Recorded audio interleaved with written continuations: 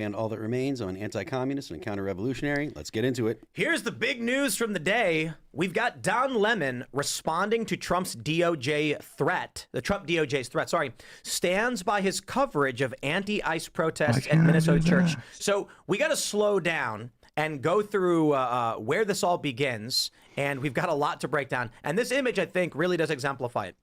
A group of leftist extremists stormed into a church, disrupting mass and freaking people out. This photo's gone particularly viral. We are in there like swimwear, my dudes. This is a crime, in fact, and a lot of people are calling for Don Lemon to face charges. Now, appearing on the Benny Johnson show earlier today, Harmeet Dillon confirmed they're pursuing charges and that Don Lemon has no excuse. So to set this up, after tons of people on the right said he should be charged, Don Lemon, all these leftists, but also Don Lemon. Oh, I see. They have a weird little... I followed a group in and I did journalism. Well, here's what Harmeet Dillon had to say. We will pursue charges in this case. I see various crimes that have occurred. Exactly what they are, I'm not going to flag, but the FACE Act has been mentioned as one of the predicates there. In other cases, the Biden DOJ used the Klan Act conspiracy charges tacked on to the FACE Act in the case of protests outside abortion clinics to bring much longer sentences. So there are a number of tools available to us. Who funded this? What else? What other crimes may have occurred? Was there a use of the wires or the mails in preparing for this event? Did anyone cross state lines to do this? Definitely. All of those are potential predicates for additional federal charges. Now she goes on later. Let me see if I can. Maybe it's because I got. Where she gets to Don Lemon specifically, which is where it gets interesting. Because initially it's like, okay, she's just saying all of them, and he's wrapped up in this. And then let me see if I didn't know. I should get the timestamps. There we go. Tim Pool stream. It's on YouTube. Wasn't Don sure Lemon if there was something going on there. And said he knew exactly what was going to happen inside that facility. He went into the facility. And then he began, quote unquote, committing journalism. And as if that's sort of a shield from being an embedded part of a criminal conspiracy. It isn't. And so, we're getting our ducks in a row. We're putting the facts together. And this is a very serious matter. Following this, we've got a little bit more to add on to the issue as well. Let me see if I have the tweet pulled up. Here we go. This is what Don Lemon said. In a stream before going in that people are saying is incriminating. Into Minneapolis a little bit ago and did some reconnaissance on the ground, speaking to an organization there that's gearing up for resistance and protest. I've been pleasantly surprised to see the community coming together. Diverse community. If you see this, when we first pulled up, we're like, wait a minute, which operation are we at? And as it turns out, because we're like, well, this is kind of MAGA coded, right? So the American flag or whatever, but these are resistance protesters. They're planning an operation that we're going to follow them on. I can't tell you exactly what they're doing, but it's called Operation Pull Up, and it's Takima Armstrong, and she has been doing this since George Floyd, Dante Wright, and others, where they surprise people, catch them off guard, and hold them to account. And so that's what we're doing here. And then after we do this operation, you'll see it live. And these operations are surprise operations. Again, I can't tell you where they're going. So that was what he said in the beginning of the stream. He's now responded. Let's pull up his response. Don Lemon stands by his reporting, quote, "It's notable that I've been cast as the face of a protest I was covering as a journalist, especially since I wasn't the only reporter there. That framing is telling. What's even more telling is the barrage of violent threats along with homophobic and racist slurs directed at me by online MAGA supporters and amplified by parts of the right-wing press. If this much time and energy is going to be spent manufacturing outrage, it would be far better used investigating the tragic death of Renee Nicole Good, the very issue that brought people into the streets in the first place. I stand by reporting." Now, he had made comments saying this was a First Amendment issue. Don Lemon defends storming. He says, "This is what the First Amendment is about, the freedom to protest." I'm sure people here don't like it, but protests are not comfortable. Well, I got bad news for you, Don. He's an idiot. The FACE idiot. Act says you can't protest at abortion clinics or places of worship, and it was intended to protect abortion clinics, not places of worship. So when he comes out and says this was the First Amendment doesn't protect your right to storm onto private property and disrupt what they're doing, especially protected groups. These are your rules. These are social progressive rules about protected categories. Fucking A. The one A that was violated here was the churchgoers who are minding their own business on private property. Welcome, so it's welcome not aboard, going to fly. Mr. Brown. But the one point I want to bring up, and I'll Bowen, throw to the panel, excuse the me. question is this. Simply put, I'll give you a handful of scenarios. There's a bank robbery about to take place. And a guy says on camera, hey, these guys I just met are going to rob a bank. I'm going to go with them and film what they're doing as they do it. Okay, will that person be criminally charged after the bank robbery? Absolutely. There's no question. He's going to go in. They're going to say you had advanced knowledge of a crime that was being committed. You sought to benefit yourself off it through filming whatever you were doing. That's insane. Now, if the same guy in a different scenario said, I know a bunch of people are going to go obstruct a roadway, they're going to stand in an intersection and link arms together, would that guy be charged? No, it's civil disobedience. The issue is not whether or not you had foreknowledge of a crime. It's the degree of the crime. So Don Lemon had advanced knowledge of a potential felony, conspiracy against rights, Klan Act, and he said, I am going to go in with these people onto private property without permission to film and call it journalism. So I think he is going to face charges. But the big question and the easy question now, which I can throw to Nick, is what do you think would happen if a bunch of Groypers announced they were going to storm into a synagogue? They would be shot and killed. Someone who was in support of the Groypers said, I'm going to go and film it all. Do you think that guy would be charged?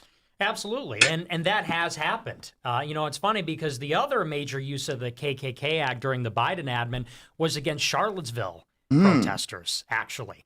Charlottesville was in 2017, and I don't know the exact year, but during the our Biden boy admin, right you there. had people being charged 6 years later with the KKK Act, saying because they were carrying literally just a lit torch in public, on a street, on a sidewalk, that made it intimidation. That made it a violation of the statute. They threw him in jail. And I would say that this is my frustration with the whole administration. Just put them in jail. Just arrest them. Because when Biden was president and January 6th happened and they locked people up for Charlottesville, they didn't have Merrick Garland going on Rachel Maddow and saying, well, there's a predicate and here's how we're going to justify it and blah, blah, blah. They did shock and awe. Yep. That was literally the phraseology they used. Shock and awe. We're coming in the middle of the night. We're getting you out of bed. The celebs, the influencers, and we're going to throw the book at them. And this administration, there's not like one person that's been charged in the riots, in the Obama admin, Fauci. Garbage. A lot of announcements about this, that, and the other. No accountability. So I say you got to just start throwing these people in jail or you'll get more of it. Yeah, and during the Biden administration, we saw a lot of people go to jail. Trump himself got arrested. His lawyers got arrested. Steve Bannon, Peter Navarro went to jail for a prison. I think I don't know if it's jail or prison. It's contempt holding, so I don't know what you'd call that one. And so far we've gotten these weak charges on mortgage fraud. Yep. That's just potential mortgage fraud. My concern of It's been a reason weak of why sauce. you wouldn't charge these guys like Don Lemon and his cohort was that, like, what did they do? Like you were saying, Tim, if it's a bank robbery, that's one thing. If it's going on a protest on a street corner, well, that's another thing. Did they just walk in and yell and leave? Did they hurt somebody? Let me ask you a question. If a group of people said they were going to break into your house because they wanted to condemn you and surprise you, and Don was like, I'm going to go in with them, is that breaking and entering? Yeah.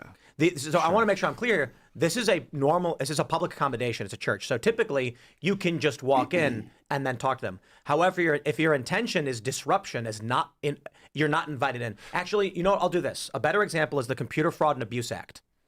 This is a law that's been used to go after tons of hackers over the past 20 years, and it states unauthorized access to a server is a felony. But what is unauthorized access? It's literally been construed as if you have a URL that you could type it in and go to it, but they did not give you permission to enter it. They've literally charged people for that. So I know it's online, but the general idea is just because it's a public accommodation you can normally walk into doesn't mean you can walk in with the intention of shutting it down, filming, not getting permission, all of these things. Understood it. It's a crime what they did. I just don't want to see people get overcharged. Well, that's my concern. Then the other side or whatever will be like, well, they're the political prisoner now, and then they have a sign with Don Lemon's face on it. And it's like, hold oh my on. God. The people who stormed in unquestionably committed a crime. This is private property, and again, progressive rules. This is a protected class. They're in a place of worship, exercising their First Amendment rights to exercise the religion as they see fit on private property with open doors. And these people said, we're going to go in, shut it down, and scream at them. Don Lemon. That can't be allowed. Says, I know about this in advance. I'm going to go with them. And we all know that he has sympathies and he agrees with them. That being said, I think they should face the more serious charges under the FACE Act with conspiracy against rights. I think Don Lemon should get a slap on the wrist. I'm not going to sit here and say like Don Lemon should go to prison for 20 years or anything crazy like that. I think he should get a desk appearance ticket and be like, you committed a crime.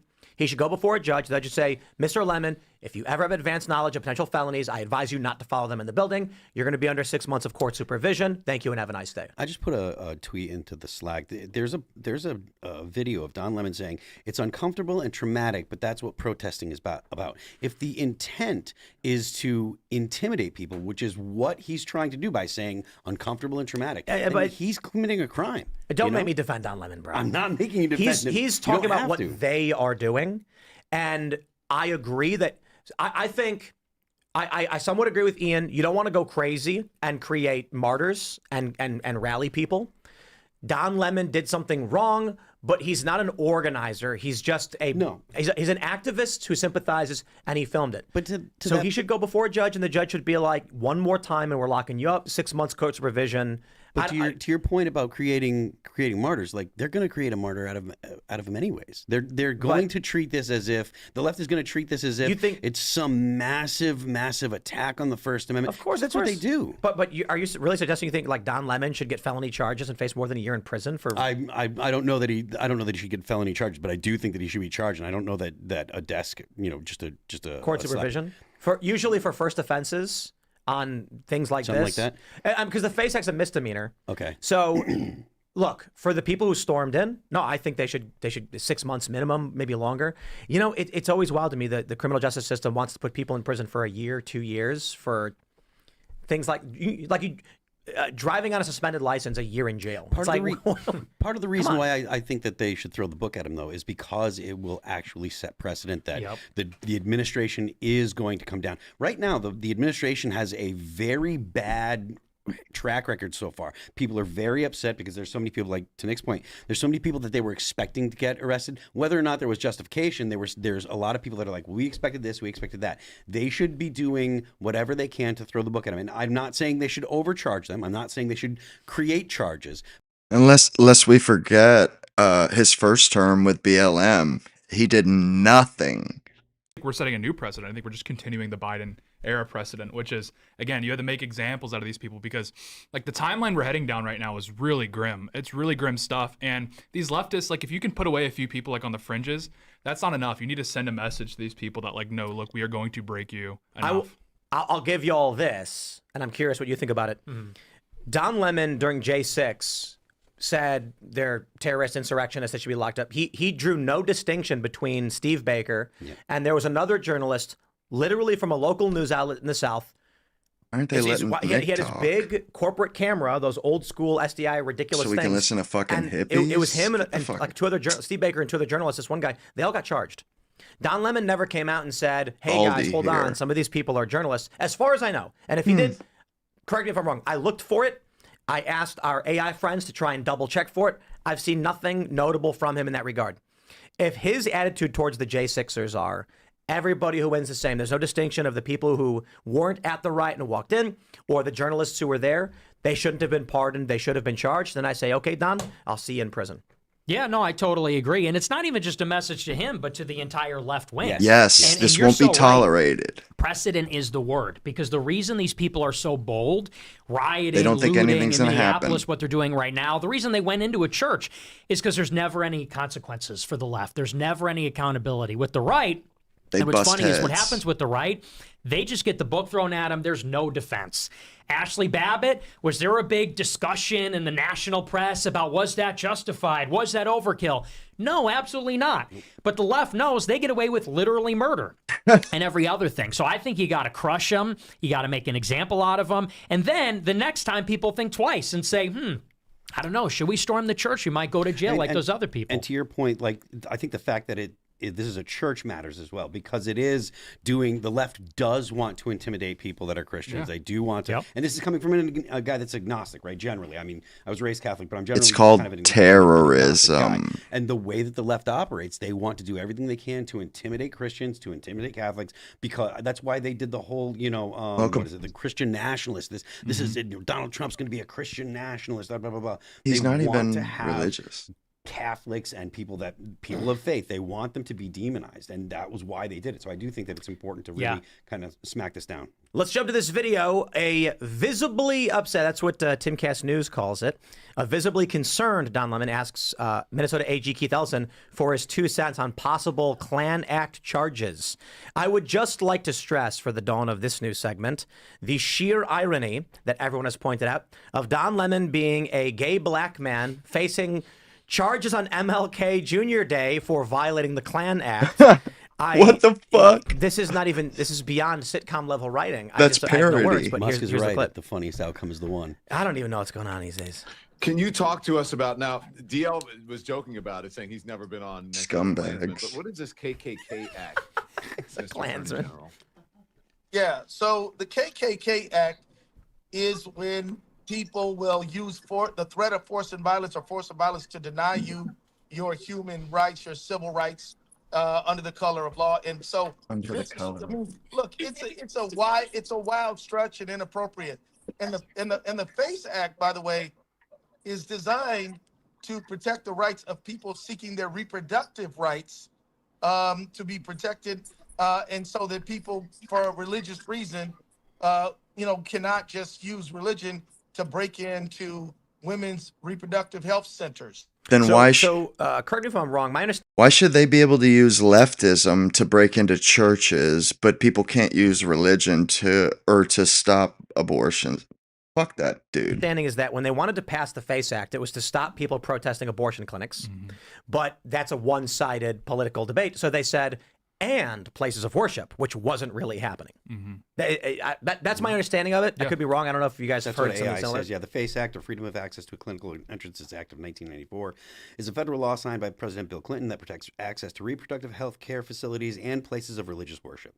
It prohibits the use of force, threats of force, physical obstruction, or property damage to interfere with individuals making or providing reproductive health services or exercising their First Amendment right to religious freedom. This is a slam dunk. I know, yeah. It's crystal clear. The thing you see with a video like this is, I don't know why he added under the color of law to that. Maybe I'm just misunderstanding what he's trying to say. But the left, as I think you were pointing out just in the previous segment, we know this. They're going to say whatever they have to say to justify what they're doing. That's it. So if Don Lemon could shoot a guy on Fifth Avenue and they'd say it was self-defense, even if he screamed out, "This is not self-defense, I'm going to shoot a man for no reason." They'd be like, well, he was scared. And then when it comes to, say, Jonathan Ross, the ICE agent, he absolutely was not struck by the vehicle. He had no fear. And then when you get two officials and the DHS saying, he had internal bleeding, they go, lies. So he didn't run over. Yeah. It's like, right. They will say whatever they have to say to make it work. Even when they now know he was hit, but it wasn't bad. Soon they're going to say it was good that he was hit. In fact, a lot of them are saying it now. And they're saying they wish he got hit harder. I mean, that's why it would be so beautiful to throw the Klan Act back in their face, throw the FACE Act back in their face. Especially, I know we're running out of time here. The office might be closed, but, if we can get a gay black guy charged on MLK Day with the Klan Act, it'd be a really beautiful, poetic thing. But yeah, this is what you have to do is the left is literally, they ran the show for the last 6 years, and the Republicans were literally just the managed decline party. So again, utilizing these ridiculous laws that they got across the finish line, and again, throwing it back in their face, there's a demoralizing effect, I think, that has on leftists. So I was just watching, have you guys seen the show 11/22/63 on Netflix? No. It's based on a Stephen King novel. It's the weirdest show. It's entertaining. But a guy is at a diner, and the guy who owns the diner is like, my closet is a portal to 1960. And he's like, okay. And then they go back to 1960, and the guy's like, you got to stop Kennedy from getting assassinated. And he's like, why? And he's like, because then my friends wouldn't have died in Vietnam. And he's like, all right, I guess. So then he just lives in 1960 for the next few years.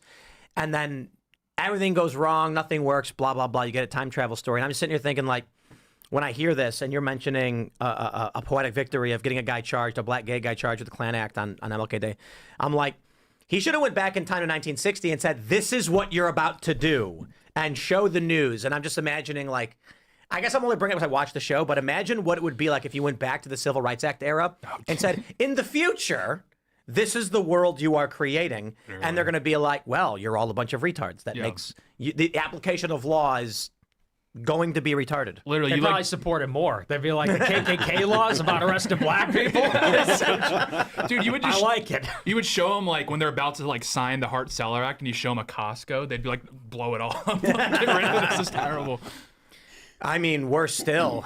There's that video of the crying World War II veteran. Did you guys see this one? Where he's like, "This is not what we fought for." It's like, He's a British guy, right? was he British? I think it was, but I don't know. Oh, well, the one in Britain, and then the hosts were like trying to gaslight him. They were like, "Yeah, we'll do our best to like live up to what you were fighting for," and he's just sitting there, just like confused and angry. Yeah, Well, Seamus had one of the best videos from Freedom Tunes where the woke leftists use a time machine to bring World War II veterans to the future to help them fight the Nazis. And then these 3 young World War II soldiers are like, "What's going on?" And they're like, "The Nazis are back." And they're like, "Really?"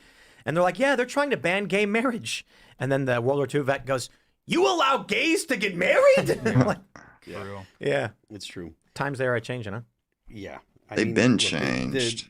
Like I said, they should throw the book at this guy. Again, I don't think that it should be overcharged. I don't think it should be precedent where you could legitimately say that they were trumping up charges or whatever. Throwing the I book do at think him, if that there's doesn't any imply crimes that they've been overcharging. found to commit, then they should be charged to the fullest extent of the law. So there was a tweet at Shipwrecked Crew. For those not familiar, Shipwrecked Crew is a 22 years as a DOJ prosecutor and representing now January 6th clients or had. And someone said, "I'd love for a Shipwrecked Crew to weigh in on this. I have no doubt Planned Parenthood would push the DOJ as hard as possible to prosecute any arguable FACE Act violation." To which Shipwrecked responded, "I'm 100% sure it is coming. Religious liberty is an issue that Harmeet Dillon was extensively involved in as part of her private practice. Defense of religious liberty is a big issue for her as she has the FACE Act to use." Yep. This is her area. And they're saying it's a violation of 1A on Don Lemon's part. No. I know I mentioned this in the previous thing, but I'll say it again. Don Lemon, lesser than the activists who planned it, but yes, this group violated the 1A rights of the churchgoers who were privately worshiping and minding their own business. This is where the government actually seeks to enforce rights. Yep. Don Lemon violated rights, so I think he'll go to jail. I think the odds they're giving it is like 20% that he'll get charged. Yeah. If he doesn't get charged, we may as well just it actually happens. give up and let it go. There's a tweet that I just put in that to kind of put a bow on this. Don Lemon was talking to the I don't know what her name is, Jacqueline Welch or something, and he's saying that they're entitled white supremacists, the people in the church. Wow, let's play the clip. You know. Wow. And there's a certain degree of entitlement. I think people who are, in the religious groups like that, it's not the type of Christianity that I practice, but I think that they're entitled, and that entitlement comes from a supremacy, a white supremacy. And they think that this country was built for them, that it is a Christian country, when actually we left England because we wanted religious freedom. It's religious freedom, but only if you're a Christian and only if you're a white male, pretty much. And so, yeah, I absolutely 100%, but it's an intimidation tactic. And, I said, I don't understand how I've become the face of it. What you did was the intimidation tactic. I'm the biggest name there. And I'm also, as I was on with my producers this morning, you and Kylie talk all the time. My producers were saying, I said, how did I become the face of this? And my producer said, Don, you're a gay black man in America. No. And there's a certain degree of entitlement. I think people who are... You were broadcasting it, jerk off. The only reason it wasn't perhaps because you had foreknowledge of a misdemeanor at least, or a felony violation of people's rights, and said, we're going to go film this and share it. I want to stress what makes this particularly egregious is that if a group of white supremacists said we're going to traumatize and surprise and interfere with the rights of a group of black people at a church, and some white nationalist said, I'm going to film that, they'd be like, that's a crime. You're going to prison. Like, you're filming the hate crime. That's a crime too. But the way that they view the world is we are perpetual victims fighting against injustice. Yeah. Therefore, we're always allowed to do it our way. You're not allowed to do it your way. I mean, I don't think it's going to happen, but just the fact they're that leftists, they justify whatever they want. Like, well, it's moot. This was a hate crime too. He hates white people. He's accusing people of being white supremacists just because they're white and religious. Yeah, well, and like Don Lemon just gives the game away. Like this was such like an optical disaster for the left in a lot of ways, because it literally is the most obvious example of the two things they hate most, which is Christianity and like Americans, broadly speaking. That's why like the one thing that seems to get these people out on the street more than anything else is ICE, because ICE is attempting to like reverse this like replacement migration that's been going on for the last 60, 70 years. And they hate that. They hate that because they hate themselves. And so by extension, they hate the US. That's why you're seeing like white people on the streets protesting. And so again, this is like just a complete obvious, it's like the most obvious example of what they actually fear the most, again, which is like Christianity, which is immigration enforcement. It's really egregious. I actually think what we're seeing in terms of racial politics was an inevitability and was obvious to anybody paying attention. And we had talked about it on this show several years ago. I talked about it on my morning show, but let's open up like this. There was an article a while ago from Sacramento Public Schools or something. I don't know if you saw this. They were advocating for white racial affinity groups, and it was a progressive argument. The progressive argument was that white people needed to understand white history. I'm sure they were going to say negative things about it, but it was a school in Sacramento saying, we are going to gather all the little white kids together and give them their own group. And I said, what do you think those kids are going to do when you put a group of white kids in a room and say, here's why you're all bad? They're going to look around at each other and be like, I don't think I'm bad. You're not bad. You're my friends. I like you. We like each other. And they're going to say, hey, these people are bad. They're bad. And then they're going to attach their anger to their race instead of social issues, economic issues, political issues. They are creating this. So I look at it actually very, very simply mathematically. If you have a majority population, and historically minority populations are disadvantaged in a variety of ways, once the white population gets to a certain threshold, 60%, 65, 70%, they're going to start feeling pressure. It's not just that.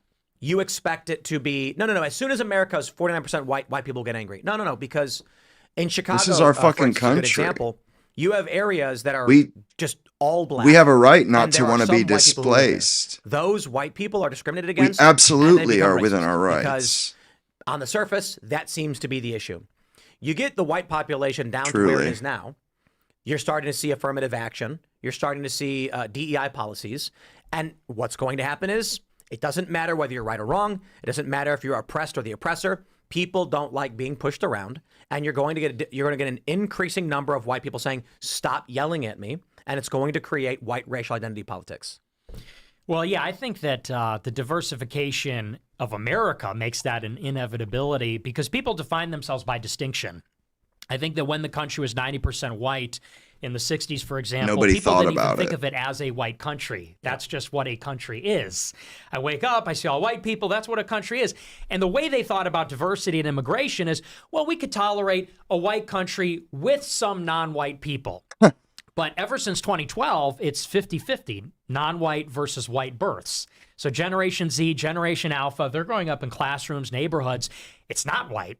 It's some white people, some non-white people. It's a total mix. And now they're starting to say, no, I'm a white person in a diverse country. I'm a white person in a Mexican neighborhood. I'm the only white kid in an Indian neighborhood. You almost become more white the less white the country becomes. Right. And the thing is, I don't even think it's bad that the country's becoming majority non-white. And I think it's a good thing that people are developing a consciousness because I think that's the only basis that they can stick up for themselves is as a group. Why do you think it's bad the country's becoming less white? Because I think it makes the country less cohesive, and I think it destroys the identity of the country. You know, America was founded by white people, built by white people. And we have the culture that America had an attachment to it, a love. By European civilization. And I think that when it becomes majority non-white, you're going to get a very different kind of country in every way. What if it was, let's just say, all Native American, but they were all like the most diehard conservative constitutionalists who are like the founding fathers of the greatest thing that ever happened to our land? Would you disagree with that? Is that worse? I would, because then we'd all be living in teepees and riding on horses. I'm making it about the racial component. If it was 300 million Native Americans and like the white people just like didn't have babies and moved to Iceland or something, the Native Americans said we're going to build skyscrapers, we're going to play baseball, bake apple pies, we're going to praise the founding fathers and the Constitution. No, is that still bad? Yeah. Well, that's just it. I don't think that it's interchangeable. That's really kind of the key word because whenever people talk about Indians race, are say, not English deep? or And British. some people say, well, what if the person's skin was black, or what if the skin was red or yellow or brown or whatever? But I don't think that Indians or, Amerindians, whatever you want to call them, they can't. I don't think they will be building skyscrapers. I don't think they have liberalism, center-right liberalism. I don't think they have any of that. Well, but this is why I ask the very obviously impossible hypothetical of if the only difference was skin deep, would that be a worse off nation? Well, it wouldn't be the same nation is the point. I wouldn't feel at home, let's say. If Chicago was all Indians running around, I would be a minority and I would feel deeply uncomfortable because, home for us is familiarity. We like seeing familiar faces like our mom and dad and our uncles and grandparents. We like the food and the culture we grew up with. Yeah, we belong. And if it's all Indians, well, they're going to be doing their Indian thing and it's their home, not ours. But that's your hypothetical. If they were making apple pie and playing baseball with you and were in every... But that isn't how about this? reality. Every white person, a genie appears and he's like, I'm going to make everyone Indian. And then every white person just goes, whoa, I'm Indian now. Is the country worse off because of that? Dude. Like you become an Indian, the culture is identical in every way. They love the Constitution, the You're founding talking about fathers, they're all genies Catholics and Christians shit. or Shut whatever. the fuck up. Is that bad? If I were Indian, well, then I guess it would be the same. If I'm a white person in a white country and I'm an Indian in an Indian country, I benefit. But we don't have to look at a hypothetical because America was a white country and now it's going to be a non-white country. Well, this is what's interesting is this is actually the argument the left uses in a position that white was the default. People didn't view themselves as white largely because everybody was. Right. It was so a they were non-issue. basically otherized, and now they want to take that power away from white people. Yes. The inverse argument on the other side is, well, this is a country built by white European people. Colonizers came to this land, conquered or traded and developed it. So why should we give it away? Yeah. It is our fucking country. I was watching Dad Saves America. And we can't let them edge us, elbow us out of our shit. He was talking about actually Venezuela, but he mentioned we how, let them come here at our pleasure. Cultures around the world are very different from from. We don't have Western to let culture. them stay He was here. talking about, We can send people that came here in the 50s and 60s home. Like, Fuck you. You have a he was country. saying, look, Go home, if bitch. you're in India, right, you don't pay the electric company directly. You pay your landlord and he goes and he bribes the electric company. He's like, if you're in South America and you get a job, the guy that gives you the job expects you to give him like a vig for the entire time that you work there, like 10-20%. So it really does matter the culture that you come from. And we've talked about this before. You can bribe cops. Enough people from a different culture Only in the United States. You will change European we don't have culture magic soil, doesn't have think that the bullshit. The challenging thing for a lot of conservatives, These actually, other people, liberals they don't aren't get it, us. is that for your average person, let me start with the George Carlin joke. Think about how stupid the average person is. And it's like Tim Pool. He's like a boomer.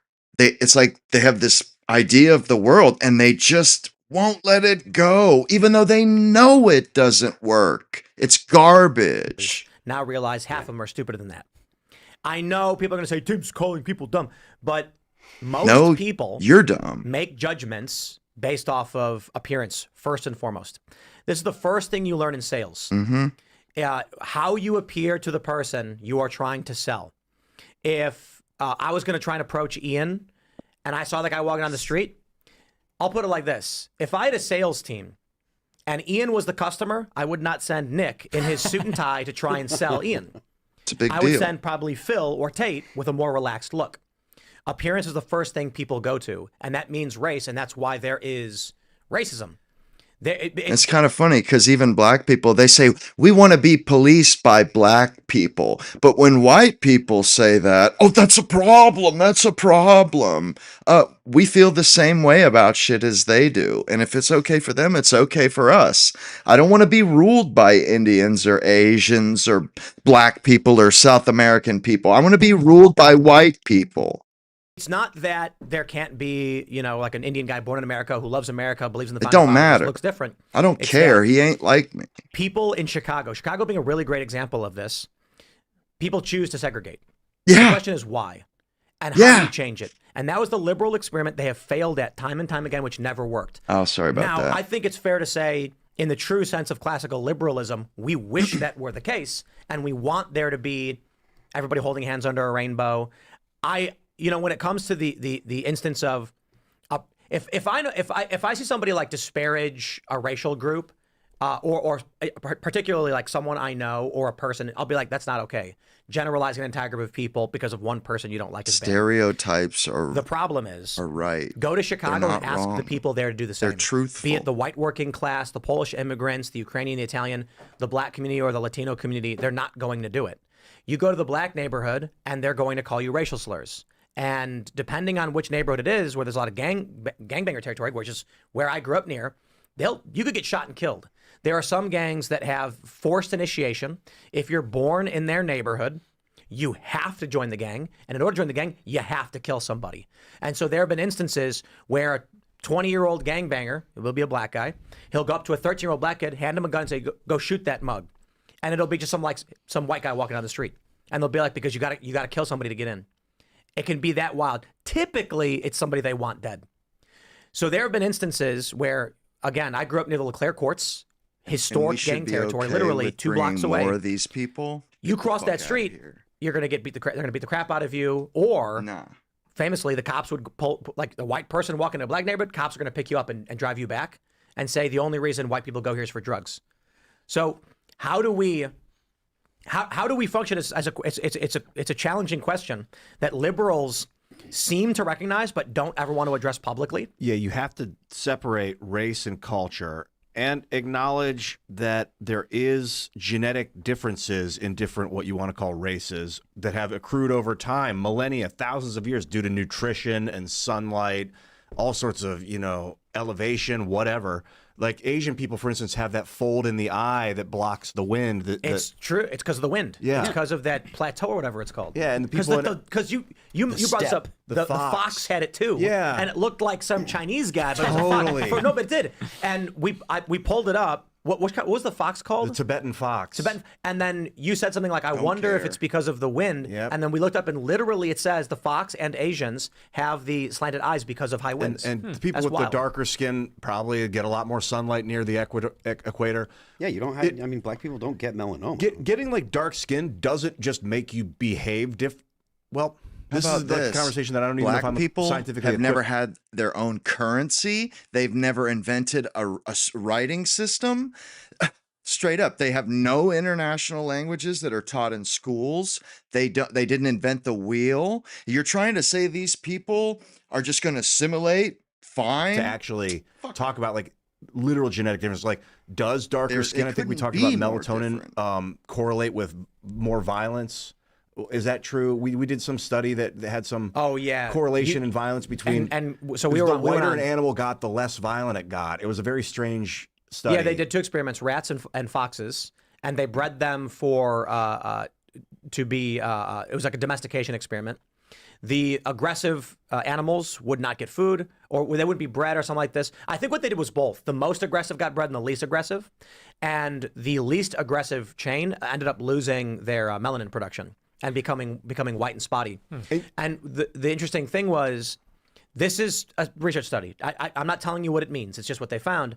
But man, did the AI try everything in its wordy, weird power to try and claim it wasn't true and didn't exist. And we were like laughing at it like, dude, I'm not going to discriminate against a person based on their race because you did a study. So my take here, Nick, I'd love to get your take on this too, is that in the United States, the black people, not everybody, but just for the last 150 years, they're descendants of slaves. So they had poor nutrition. They were basically thrown out on the street with lack of education. And generation after generation, they've come from this tumbling mess of, chaos of slavery. Had it been 2,000 years ago and the black people of Africa had enslaved a bunch of white northerners and then they were let out on the street, maybe it's not so much about skin color, but it's about like how the last 150 years of your ancestry has been treated.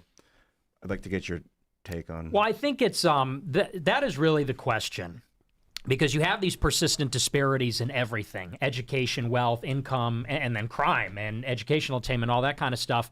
And the question is, why are these things the way they are? And the answer is, if everybody starts in the same way, the kind of blank slateism, which says that we're all born equal, we're all the same, and we all end up every year in different places. And let's say it's Asians on top, whites next, Hispanics, then blacks. People say, well, something must have happened in the middle for these disparities to arise, which would be racism. And I would say it's less interesting maybe how we got to an unequal position, rather than first to say we are in an unequal position and say, why is it that the black people struggle to read in Baltimore? Why are the crime rates so bad? And you could say, well, when you test their IQ, it's a full standard deviation lower. And some people say, well, that's because the white people had winter and the black people are hunter-gatherers. And other people say, well, it's, maybe it's a nutritional thing, because that does influence IQ and the rest of it, brain size and all of it. Fact of the matter is, that's where we are. That's the case. I think There's a one of the issues I discrepancy. It take doesn't with matter a lot of the reason is. generalized racism is that a Somali black person is not the same as a Haitian black person. And so when you just use, They're kind of similar. but Haitians closer are than like I am to a black 6'5", person. and Somalis are like 5'3". And my point is, when you just say black, white, or otherwise, I mean, a Slavic Eastern European versus like a Northern Spanish person are going to be pretty different, but everyone's going to call them white. The question is, what's interesting about it is whether you're from, like, Chicago being the example of chosen racial segregation. While I think it's important to point out when we're talking about IQ and reading levels, Nigerians who migrate here tend to do very, very well. But that's because the best, smartest Nigerians are able to afford to migrate. So then you'll see when they say like, oh, it's, you know, in the school in like Harvard, they were finding Asians scored the highest, followed by whites. Then I think it was Latino, then black. But you'll find like 2 or 3 black people who scored super high, and it's like wealthy Nigerian from like a wealthy family. But the point is, in a place like Chicago, when families move from Africa, no matter which country it is, if their skin tone is black, they choose to go into an area where everyone has a darker complexion. And white people choose to go in areas of whiter complexion. Latinos choose to go in areas where there's other Latinos. The interesting thing about the Brandon Johnson election that we covered on the show was, and you should, I don't know if you looked this up. Did you look at the electoral map compared to the racial demographics? I did, yeah. 1 for 1. Yep. The only one deviation. The only neighborhood that didn't vote based on race was the Loyola progressive socialist area, which was largely white and voted for the black candidate. Every black neighborhood, their top 3 candidates were black, even if the second and third choice wasn't a contender. It was like someone polling at 0.2% was the third most voted for person in the black neighborhoods. The white neighborhoods voted for the white guy, Hispanic voted for Hispanic, and black voted for black. And the only reason Johnson won was because Loyola neighborhood woke leftists voted for the black socialist. You can say anything you want about racism. You can talk about every ideal you have. You can talk about how the world is supposed to be. You can say whatever you think people want to hear. You can lie and claim you're an activist. These realities exist. And all these liberals that are trying to say blank slate and otherwise, I just say to them, look, I'm never going to hold someone back because of their race, prop them up. A person is a person. But you're not going to be able to advance this realistically when you can go to any city and people choose to segregate based on race. Now, that being said, I want everyone to look at this Tibetan fox. Oh, so Tibetan. Yeah, I think Ian was like, you got to look at the Tibetan fox because he's got Asian eyes. He looks like a wise Chinese man. Does, well, dude. he is, of the foxes. The other foxes go to him for wisdom. He looks like you, Tim. See, that's you know what's funny, though, is that's also to the left racist. To say that an old Asian person just has more wisdom. Oh, yes. It's positive discrimination. So true. But no, we looked it up. And it's true. The reason they have the folded eyes is because of the high winds in that plateau region. And it's also why Asians have that as well. But we should talk more about news. And I want to jump to this story because of what's going on in Minneapolis. The New York Times wrote a story called Minneapolis Feels, quote, like being in a civil war. That wasn't the original headline. The original headline was, in Minneapolis, I glimpsed a civil war. And I think they changed the headline because, well, the opinion writer really meant it. And the New York Times probably got freaked out by what it actually meant. Now, of course, if you read the article, your time will largely be wasted. But, it looks like this is a different, is it a different article? Maybe I pulled up the wrong article. Let me see if I can find the other one. Because I covered this, no, it looks like this. Now it's an interview. They're interviewing the person who wrote it. I feel like Ross Douthat has actually touched on this subject before. Yeah, I'll try. There was another article that I was reading this morning that maybe is the reason why I didn't pull it up. Maybe it's, oh, okay, no, I thought they changed the title. I was wrong. Oh, cool. In Minneapolis, I glimpsed a civil war. Right, here you go. And the gist of it is pretty clear. ICE is evil, Trump's waging war, blah, blah, blah. Their take is that they have experiences with civil wars and they're watching it. Now, I use it as a launch pad to show you what's going on and to talk about what's expected to happen. And I want to show you this clip first. The blue tsunami means that Congress is going to haul Elon Musk, big balls, and a bunch of other people's ass in front and say, what crimes did you commit? And it's going to get really serious. And the same with Trump, because I believe, and this is just my opinion, that Trump and all of the bottom-feeding morons surrounding him and Elon Musk and all the bottom-feeding Klingeroners that surround him, I think they commit crimes every day. And I think to reconcile all of this is going to take hardcore not integrity Democrats. Fuck you, Democrats. Fuck you for fucking over our country. We are serious about this. We are prosecuting. We're going to uncover every document, every phone call, everything you did. We will be relentless about it. And that's the mindset they've got to have, because I think the electorate is going from, we've got to get him out, but also we want accountability. There has to be accountability. You have to have a situation where there's accountability. And I talked about this the other day with talking about the former witch MPD police officer who almost got killed on January 6th. You know, he said, and I think it's true, that it's more than just the Dems win back the Congress and the White House. We have to change this John Roberts Supreme Court decision that gave the President of the United States a blank check. No man or woman should be above the law in this. So we've got prosecute Trump and the people around him. Okay. Then we have this. Saying, show me the man. I'll show you the crime. Exactly. I was thinking the exact same thing. You know what I'm going to do first? I want to pull up this tweet. Yeah, she's convinced they've done crimes. Because but no evidence. I was seeing a bunch of things going on in Minneapolis. And so I'm just sitting there and then I was thinking about it. I tweeted out. I ex-posted. What I'm seeing in Minneapolis is crazy. They're attacking pedestrians. They're storming churches. And then I get this flag, a potential community note, saying that there's no evidence any of this is actually happening. So I've got it right here. Here's the tweet. The things I'm hearing out of Minneapolis are insane. Activists forcing their way into churches, attacking random pedestrians, stalking SUVs. WTF is going on? Rate the proposed community notes. Okay, what did they say? There is no verified evidence of activists forcing entry into churches or broadly attacking pedestrians in Minneapolis. Local police and major news outlets report no such pattern and urge reliance on confirmed information. Aside from the fact that there's videos of them storming the churches, we've showed you photos of it already. Harmeet Dillon says she actually is pursuing charges. And then there's this, a video of a pedestrian being attacked for wearing a hoodie that says freedom on it. And that looks like an Indian guy. Yeah. Yeah, W protesters. This is insane. Could this be construed as a sexual assault? Yeah, like take it off. They're making a guy take his hoodie off in the winter in Minnesota. I mean, look, man. My bigger complaint is that hoodie doesn't fit him. This is terrible for the left, and I love it. You know. So here's a pedestrian getting attacked because his hoodie said freedom. Here's a video of white people. They're eating lunch, and activists think they look like ICE and begin, let's just say, berating them and threatening them. This is so cool. I mean, so cool as in like This has got to be the funniest thing I've ever seen. I know, it's like, you feel like a zoo animal. I've never. So in the country. Filming us. Why are you filming? Because you're filming us. Cheers. How do these people feel comfortable doing this? So you can't really hear what they're saying, and the whistling's really loud, but he's saying we do app development for a variety of businesses, and we don't even support ICE. You hear people say several times, if you're not with us, you're against us. I got to say, the whistling really sounds very short bussy. You know what I mean? Like, it's a group of really dumb people just blowing whistles, and I'm just like, well, I think they're all retarded.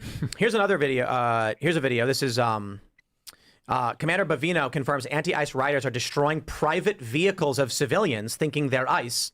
Mayor Frey and Tim Walz haven't said a freaking word to help put a stop to this. So that's going on. And then what do we have here? We have this Hakeem Jeffries adding on. We're going to get some indictments. We're going to charge people. Here's Jake. This is Jake Lang, right? That's his name.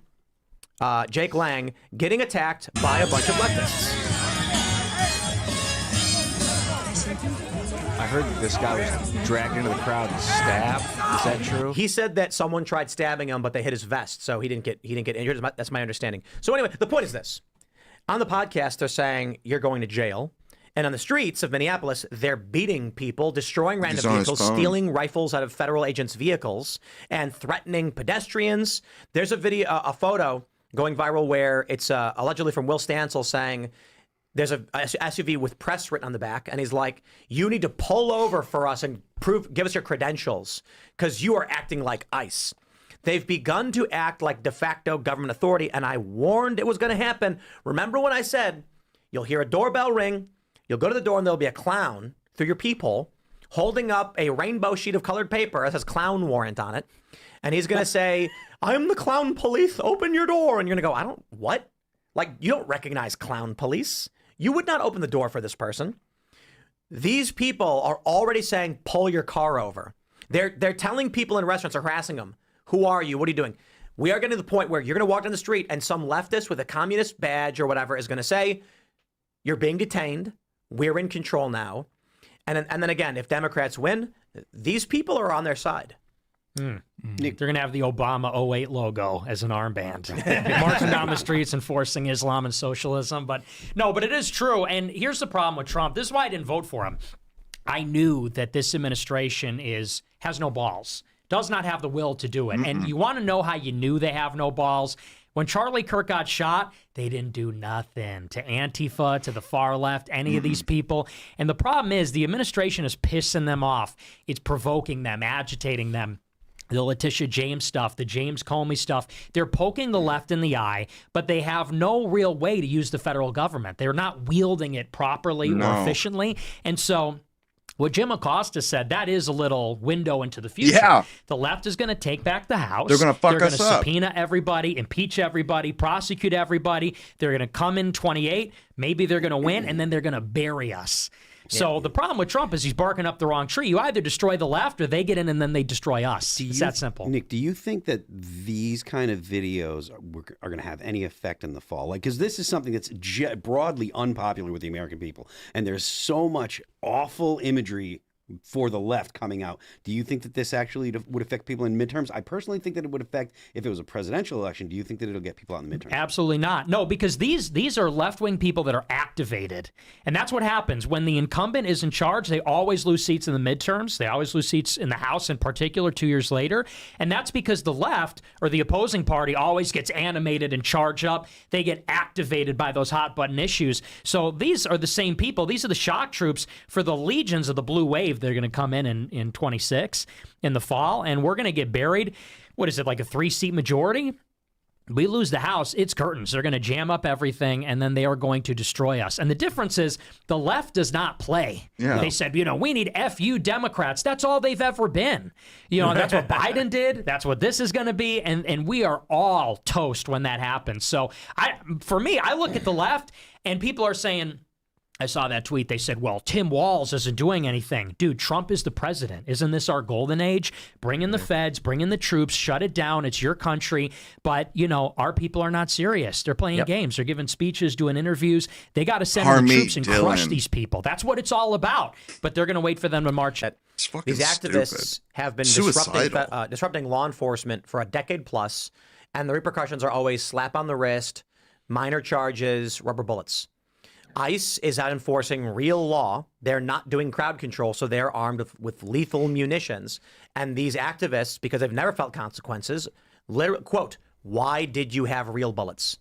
They think they're playing a game. They think they're playing cops and robbers. I don't think we should send in the troops. I'll tell you why. I think that the goal of there's Saul Alinsky's rule for radicals. The left, the communist momentum wants the government to establish a fascist crackdown so they can say, see, we told you they're fascist, and then rally a communistic communal revolution against the government. That's my main concern.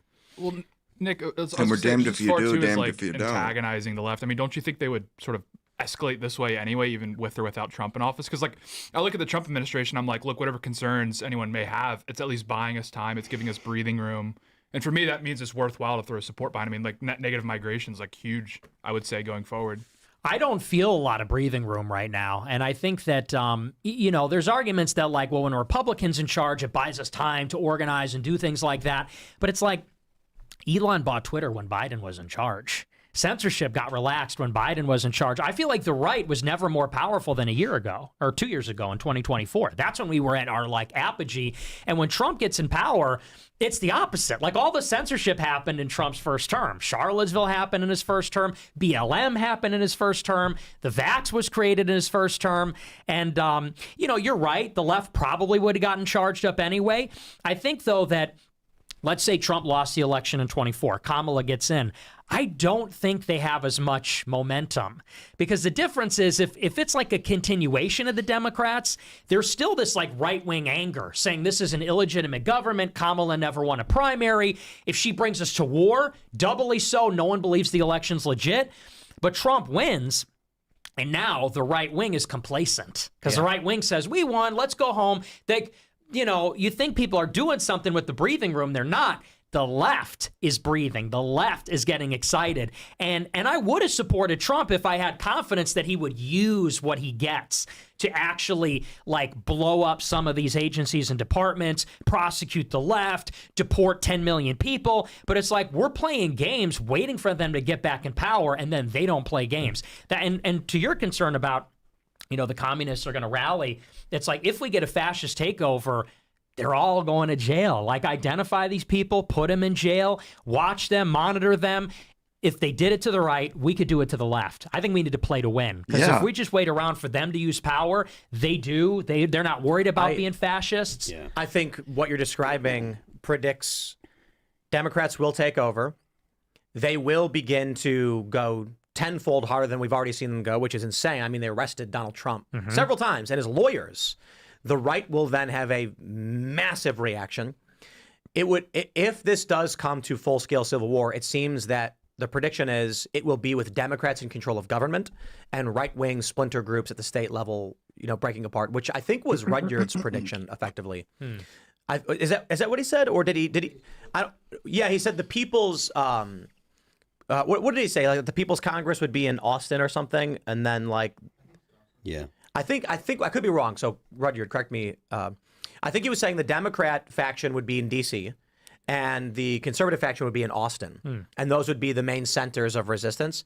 And then I argued at the time, because I think it was just after Trump won, that it would actually be the Democrats would be New York and the Republicans would be D.C. Based on your argument, I'm not so sure anymore exactly what would happen, but it does seem like you were right. The right won't fight because they view it very hierarchically. Trump is in charge. It's over. We won. Yep. The Democrats are decentralized, and they're like, we're going to just rip everything to shreds at every granular level. And so you need that grassroots right now for local elections to help Trump win, especially in the midterms. It's not there. Did you see, instead of voting for Trump, did you vote for somebody else? No, I just didn't vote. I just held back because I think that it was established going into this that Trump wasn't going to be serious. He wasn't going to keep his promises. And the Republicans need to know that they need to pander to their base, not just the other side, not to the middle, not to the minorities, these non-conventional GOP voters. They need to appeal to the far right. And this is why we're getting what we're getting. And, by the way, Trump is getting rich off this. Trump got rich off Trump coin. Kristi Noem is getting rich off DHS. Corey, all these people are making tons of money off the contracts. Meanwhile, you got this kind of stuff going on. And it's at the end of the day, Trump can pardon himself and all his people. We don't get pardons. We're boned. When the left gets in, there's no refuge. Yeah. We're just screwed. So I just wish that, everything that they say about Stephen Miller and Trump and Vance was true. Because what they say is when Charlie Kirk got shot, Stephen Miller got up at his thing and said, we build things. You are nothing. We're coming after you. All that talk, all that flapping his gums on TV, and then you're getting made to be the bitch in Minneapolis, in Trump country. They're storming churches, blowing up hotels, going outside ICE hotels, blowing their stupid whistles. It's we should bury these people right now, but they won't do it. They're playing games. I think we're going to pay for it too. I just wonder, as they've argued, Biden's pardons are absolute and Trump can't do anything about it. What would happen if Trump did a blanket anyone who ever voted Republican is hereby pardoned of all crimes and all sentences commuted? Yeah, they're gonna. That would be funny. The left will absolutely say that. I know. It would be interesting because if Trump did that, and let's say it's December 20th, something he does this, he's like, I got 1 month left.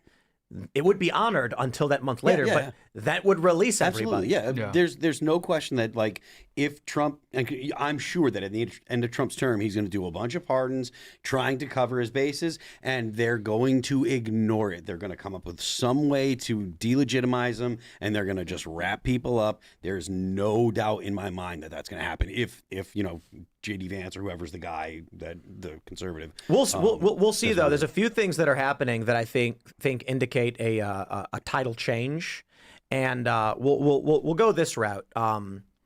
Maybe I can pull up this as a lead. You guys see the cease and desist on the TPUSA story? Yeah. So let me pull this up from the greatest news agency of all time, Times of India, because they actually write these stories. Terrible ideas. Candace Owens blast TPUSA legal letter claim as Erica Kirk and YouTuber fuel fresh controversy.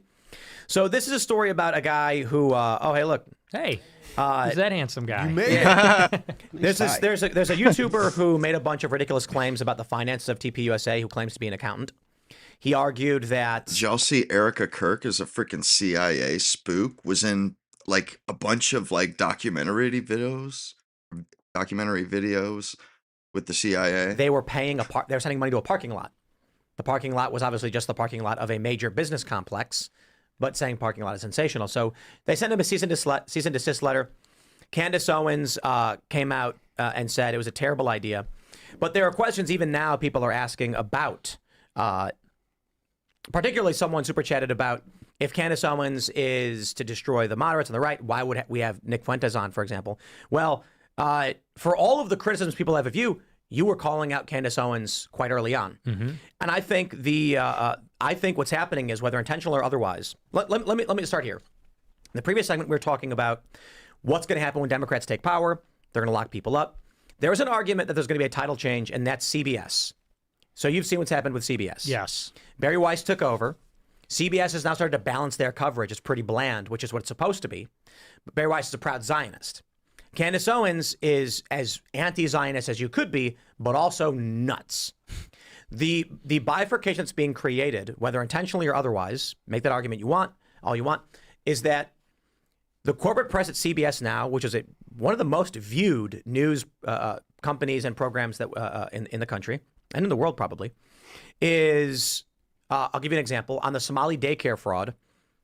The story came out and said 62 convictions, 92 arrests from the Biden DOJ. Somali fraud is real. And I'm sitting here being like, well, okay, there we go. Like, it's real. While CNN says investigators claim daycares are running totally normally, still doing their weird, woke, liberal take or whatever. The play that seems to be happening, again, whether intentional or otherwise, is that for some reason Candace Owens is recommended to regular people who aren't involved in politics. And you'll go on a YouTube. They're telling you to watch Candace Owens' show. She's telling you that Charlie was a time traveler, that Elon Musk is a robot. These are not exaggerations. Charlie may have been a time traveler, and that agents were trying to stop him from changing an outcome. It's really gotten to the insane level. If this continues, and I want to stress this, I'm not saying there's a conspiracy theory. Its intention is meaningless. Candace Owens is capturing the anti-Zionist faction and saying stupid retard things. CBS News is targeting the moderates who left the left and joined the Republicans.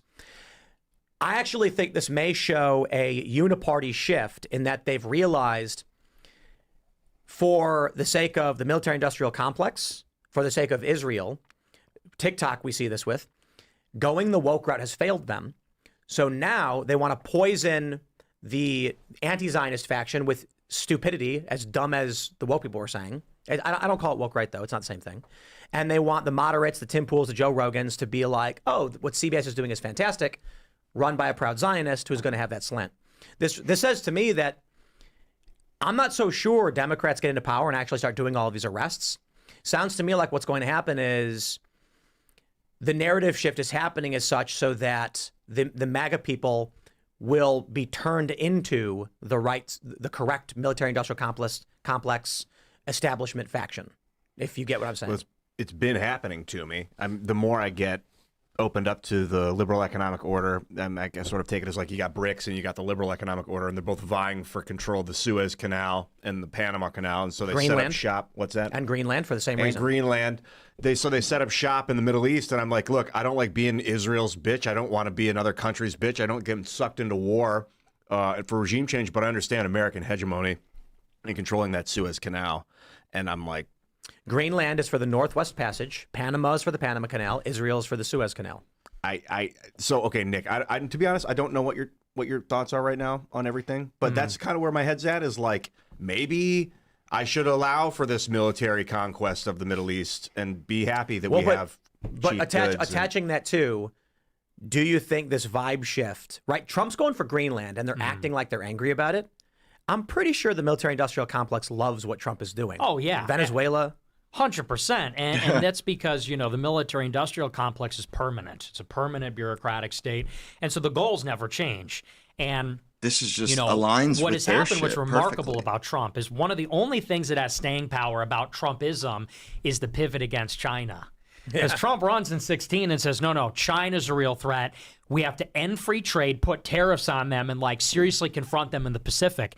And if you look at like the Biden administration, that's one of the only things that holds over is the tariffs against China, arming Taiwan, sending Pelosi over there, actually undoing strategic ambiguity about whether we would defend them. Yeah. And so when you look at Greenland, Venezuela is the New Monroe Doctrine. That's Laura Richardson, who was the CENTCOM commander under Biden. That's like a Biden-era policy to push China out of Latin America. So they love seeing Maduro go. Greenland is sort of the same thing. You know, now that the North Pole is melting, like you said, all these sea routes are opening up, the Northwest Passage, Northern Sea Route, the Trans-Arctic Sea Route, and Greenland is going to be really good real estate. And the reason Trump wants it is because if Denmark owns it, they can't defend it. If they can't defend it, China's going to take it. I mean, they got designs on it. And it's hard for us to tax and control the rates for ships moving through our passage. Well, and I think more importantly, if it's not our clay, China and Russia won't take it seriously. Just like with Ukraine.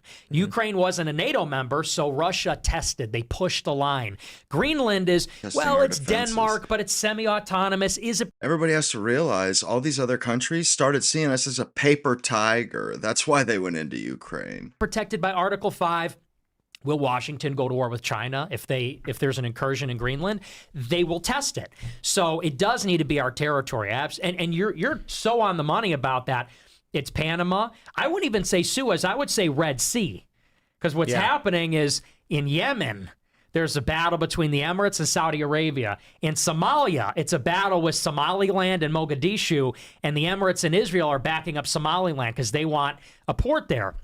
In Sudan, the Emirates are backing the Rapid Support Forces. They want a base at Port Sudan. They want to control the Red Sea. Yep. So, and Iran, it's the Strait of Hormuz. So it does all come down to these choke points, and all the countries are lining up in World War III, basically China versus the United States. It seems like there's a conflation between the Zionist movement of creating a homeland for the Jews and the military-industrial complex's alignment to control the Suez and the Red Sea. And that maybe what you're saying, that there might be a flip in the narrative too. Now I'm a proud controller of the Middle East, whatever you want to call it. So I have a lot of friends who are very Israel critical, and I think that's always fine. And it's funny because there's Israel derangement syndrome, and these are the people who claim that, like Candace Owens, or the people who claim that Charlie was murdered by Israel is Israel derangement syndrome. Like Charlie just got an award by Israel. He did a panel with, I think it was with Andrew Colvett, to try and convince young Gen Z to support Israel. Was it like 2 months before he was murdered? Mm-hmm. So that's Israel derangement syndrome. Criticizing a government and focusing on a government I've never had a problem with. But what's happening now with Candace is she's sucking all the air out of the room and sounding like she's retarded. And so, again, the point being with CBS, Barry Weiss is looking like a genius fixing a broken news that was biased towards weird woke things like child sex changes. And I think whether it's intentional or otherwise, I don't know. But again, I love what CBS is doing. Like when I'm pulling up articles now and I'm trying to track, say like the riots and stuff, CBS is a literally balanced article explaining it where I can say, hey guys, don't look at me. It's a CBS. It's not some right-wing publication. It's not some activist. It's a corporate news outlet saying this. So I think what she's doing is fantastic. Again, with the purchase of TikTok, I think they realized, this is funny. The one time Democrats and Republicans come together. This guy's an idiot. TikTok, after October 7th, had a huge surge that appears inorganic to be promoting anti-Israel content in favor of Palestine. Whether that's true or not, we don't know, but it does look like it because there's a massive shift in a matter of a couple of days. Democrats and Republicans all of a sudden agree TikTok must be owned by the United States, just right when this happens. It's very obvious the issue was Israel. So I'm looking at this and I'm thinking, Alice doesn't live here Donald anymore. Trump doesn't care, in my opinion, one way or the other. He wants to be supported. He wants to do what's most popular thing. I think he cares about tariffs. I think he cares about the border. But on the foreign stuff, he's like, just you tell me what to do that's right. I think the military-industrial complex, which with its ancillary arms, however you want to describe it, MI6, Mossad, U.S. deep state working together, Five Eyes spy, all that stuff, they're basically like, okay, if we want support for Ukraine, if we want support for Israel, if we want Venezuela, if we want Greenland, child sex change is costing us elections. Why don't we drop that stuff, pull the moderates back in our boat, prop up somebody who makes the people who oppose us sound like they're retarded? That's what seems to be happening. Well, I would say that what happened, because I'm totally in agreement with you. You know, there was a statement that was given to the World Jewish Congress about 25 years ago in the 1990s. They call it the State of World Jewry. That's a speech. And it was given by some Jewish activist. And he said that the American Jewish community is inseparable from Israel. He said, and when Israel gets sick, American Jewry catches a cold. And that's basically what happened after October 7th, is that Israel's attacked by the Palestinians. And what they saw is that the far left, the radical progressives at Harvard and elsewhere, they supported Hamas. They were sympathetic to the Palestinians. And so all of a sudden, these like left-wing Democrat Jews like Bill Ackman, Sean McGuire, and some of the other notable ones, I'm thinking about who's the other guy, the tech guy, Jacob Hellberg, was one of the first like little tech guys to max out his contribution to Trump in March 24. These are all, and many of them gay too, by the way. Like Jacob Hellberg is like a gay liberal Democrat. All these guys are lifelong Democrats, but after October 7th, they flipped and became Republicans. And it's because Israel's attacked. And they said, oh, and literally Bill Ackman publishes this open letter to Harvard. Oh, I have this epiphany. The left has gone too woke. Censorship is out of control. Harvard needs to have reform. They overthrow Claudine Gay at Harvard and install a Jewish doctor. You know, that's literally who replaces him. And I think that they're sliding into CBS on much of the same kind of sentiment. They're sort of drafting behind the conservatives. These like Jewish people realize that the Democrats are beholden to the radical left, that are at least going to restrain the Democrat support for Israel. Like in the Biden administration, you know, the Biden National Security Council was drafting memos saying you can't give 2,000 pound bombs to Israel. And there were Senate Democrats that wanted oversight. So they said, if we want an all-out pro-Israel policy, Republican Party is open for business. And so that's when all the money came in. And the other thing is, it's Larry Ellison. Larry Ellison is tight with Netanyahu. He funded the CBS takeover. He funded the TikTok takeover. He's a donor for Trump, and he's basically a conservative. And so what a lot of people don't realize is that so much of the pro-Israel stuff has a home in the GOP. They're inextricable. You don't get one without the other. And my issue with it is that a lot of Republicans think we are making a deal with them. And the deal is something like, okay, we'll be pro-Israel and we'll do some pro-Israel things. In exchange, we get Republican governance. But we are not in control of this relationship. No. Miriam Adelson is. Ellison is. They get their back scratched. We don't get ours scratched. We went to war with Yemen. We bombed Iran. We're going to bomb them again. Do we have mass deportations? Do we have charges for Democrats?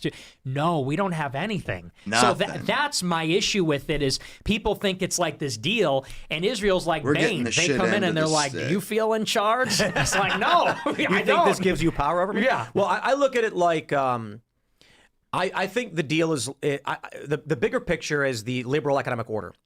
Control the financial systems and all of these things. I think that the people you mentioned, like, you know, Bill Ackman and stuff, and he writes this big letter, and we all praised it. We're like, thank you for saying the right thing. And obviously the reason was that he realized these far-left activists hate Israel, and you're going to vote Democrat. They're going to start going that direction, which is what Biden was kind of doing. I think the stuff Trump promises, I think Trump initially is like, yes, I like these things, but I think there is a deep state. I think there's special interests across the board. The liberal Jewish donors and Jewish Democrats now are siding with the Trump administration in many ways because they realize that their cause had lost. I think now the deep state and the military-industrial complex are pressuring the Trump administration. I don't look at it like Israel is controlling everything we do. I look at it like they're a powerful special interest that teamed up with the military-industrial complex, and the things Trump says are just whispering sweet nothings into your ear that you were never going to get in the first place. So when it comes to this, you know, the bigger picture I'm mentioning with, will Democrats start arresting people on the right? The reason I think the answer is no is because this has become the home for the establishment. It's becoming the home for the establishment. Invading foreign countries, taking more land, propping up the SWIFT payment system, the petrodollar. And they were never going to give you these things anyway. So there's no real reason to arrest people who won't protest anyway. They'll vote for Trump, and Trump will just do what the machine wants him to do for the most part. So why actually go and arrest anybody? I think the zeitgeist will shift. I think that you're going to find the Joe Rogans, the moderates being like, hey, look, The press is finally cleaning up their act. Everything's good now. They don't care about foreign policy. They're going to go back to watching the game. I don't know. I mean, Joe Rogan said it's the Gestapo. He said ICE is the Gestapo. That was fake news. Oh, he didn't say that? So I got caught by this too. And then I think it was Brianna Morello who put up the correct thing. What he said was, he's like, well, on the right, you've got people saying, why are we allowing these criminals to do these things? You've got rapists and murderers. We've got to use the law enforcement to get them out. And we voted for this. And then on the left, you have people saying, we got masked thugs going through our neighborhoods like the Gestapo. They cut the beginning off to make it seem like Joe Rogan was calling the ICE the Gestapo. At the same time, though, he has said other things where he said, we're not just getting the violent criminals, we're getting all illegals. And he basically said he doesn't support that mass deportation policy. And he voted for Trump. He did. But I think that people like Joe, they represent like a disgruntled normie, because I think Joe's kind of like a center-left guy. He's like a civil libertarian, pro-weed, social liberal, etc. Wokeism pushed him into Trump's arms. Exactly. And he saw in Trump what he wanted to see in Trump. Now that Trump is governing, he's trying to gesture towards the far right or like his base, the radical right. Now guys like Joe and Theo Von and Tim Dillon, they're kind of getting rubbed the other way. Yeah. And they're saying, oh, I don't know, they seem undisciplined, this seems too hardcore, it's brutal, whatever. And to me, that feels like deja vu from Trump's first term, where it's like, people voted for Trump to burn it all down. They were sick of the PC, sick of the wokeness, etc. Trump comes in, and what the left does is they kick up so much dirt, they make it so ugly and messy that then normies cry out for normalcy. And they say, oh, everything's just so controversial and contentious. Let's just go back to business as usual. And they kind of acquiesce to the left. But we don't get business as usual. We get Biden. Conservatives as well? When I say normie, I just mean people that are not... like I would say I'm like on the far right and others on the far left. I see normies as kind of like unaligned. They could go either way, Right. Well, Nick, wouldn't you say like with the high profile Jewish defections to the Trump camp, wouldn't you say there's more to do with the left or the Democrat Party just becoming like broadly third worldist? And because like the criticism of Israel coming from the left is vastly different than from the right. Or from the right, they're wanting to decouple from Israel for a variety of reasons. But from the left, from my perspective, just seems like pure resentment. No, absolutely not. To me, what it echoes is what happened in 1973.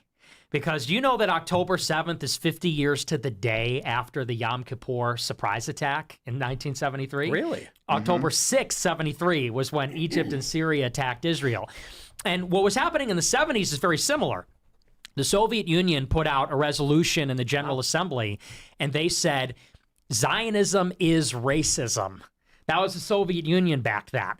And then they were supporting Egypt and Syria invading Israel. And so these are all these like Jewish liberal intellectuals in New York. This is their mugging by reality, because they said, wait a second. Now they're left wing, they're liberals, but they said, hold on. The Soviet Union says Zionism is racism. The Soviet Union's backing Egypt and Syria. They're saying the Soviet Union's not our friend. Now, they're still liberal, but they say the Soviet Union has to be destroyed because otherwise Israel will be under siege ideologically and militarily. That's exactly what happened here, which is that the far left is saying that Israel is a settler colonialist state. It's a aircraft carrier for the United States, this, that, and the other. And you also have the left backing Iran, wanting a rapprochement, giving them the pallets of cash, the $6 billion, all this kind of stuff. And so, no, I think it's purely out of self-interest for Israel. And you know that because, when they go to the Republican Jewish coalition, Mark Levin says, you got Muslim communists on one side. He goes and you got the KKK and the Nazis on the other. They don't draw a distinction between the third worldists on the left and the so-called identitarians on the right, like me. They criticize Israel for the right reasons.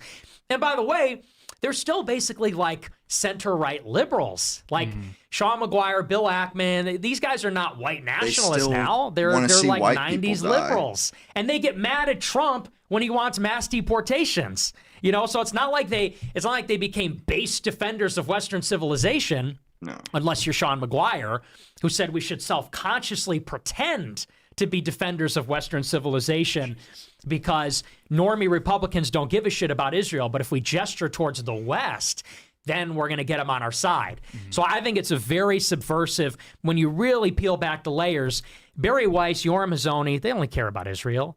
She's an Israeli spy. Yoram Hazony lives in Israel. That is what they are about. You think Barry Weiss is an Israeli spy? Oh, yeah. I mean, if you know her pedigree, absolutely.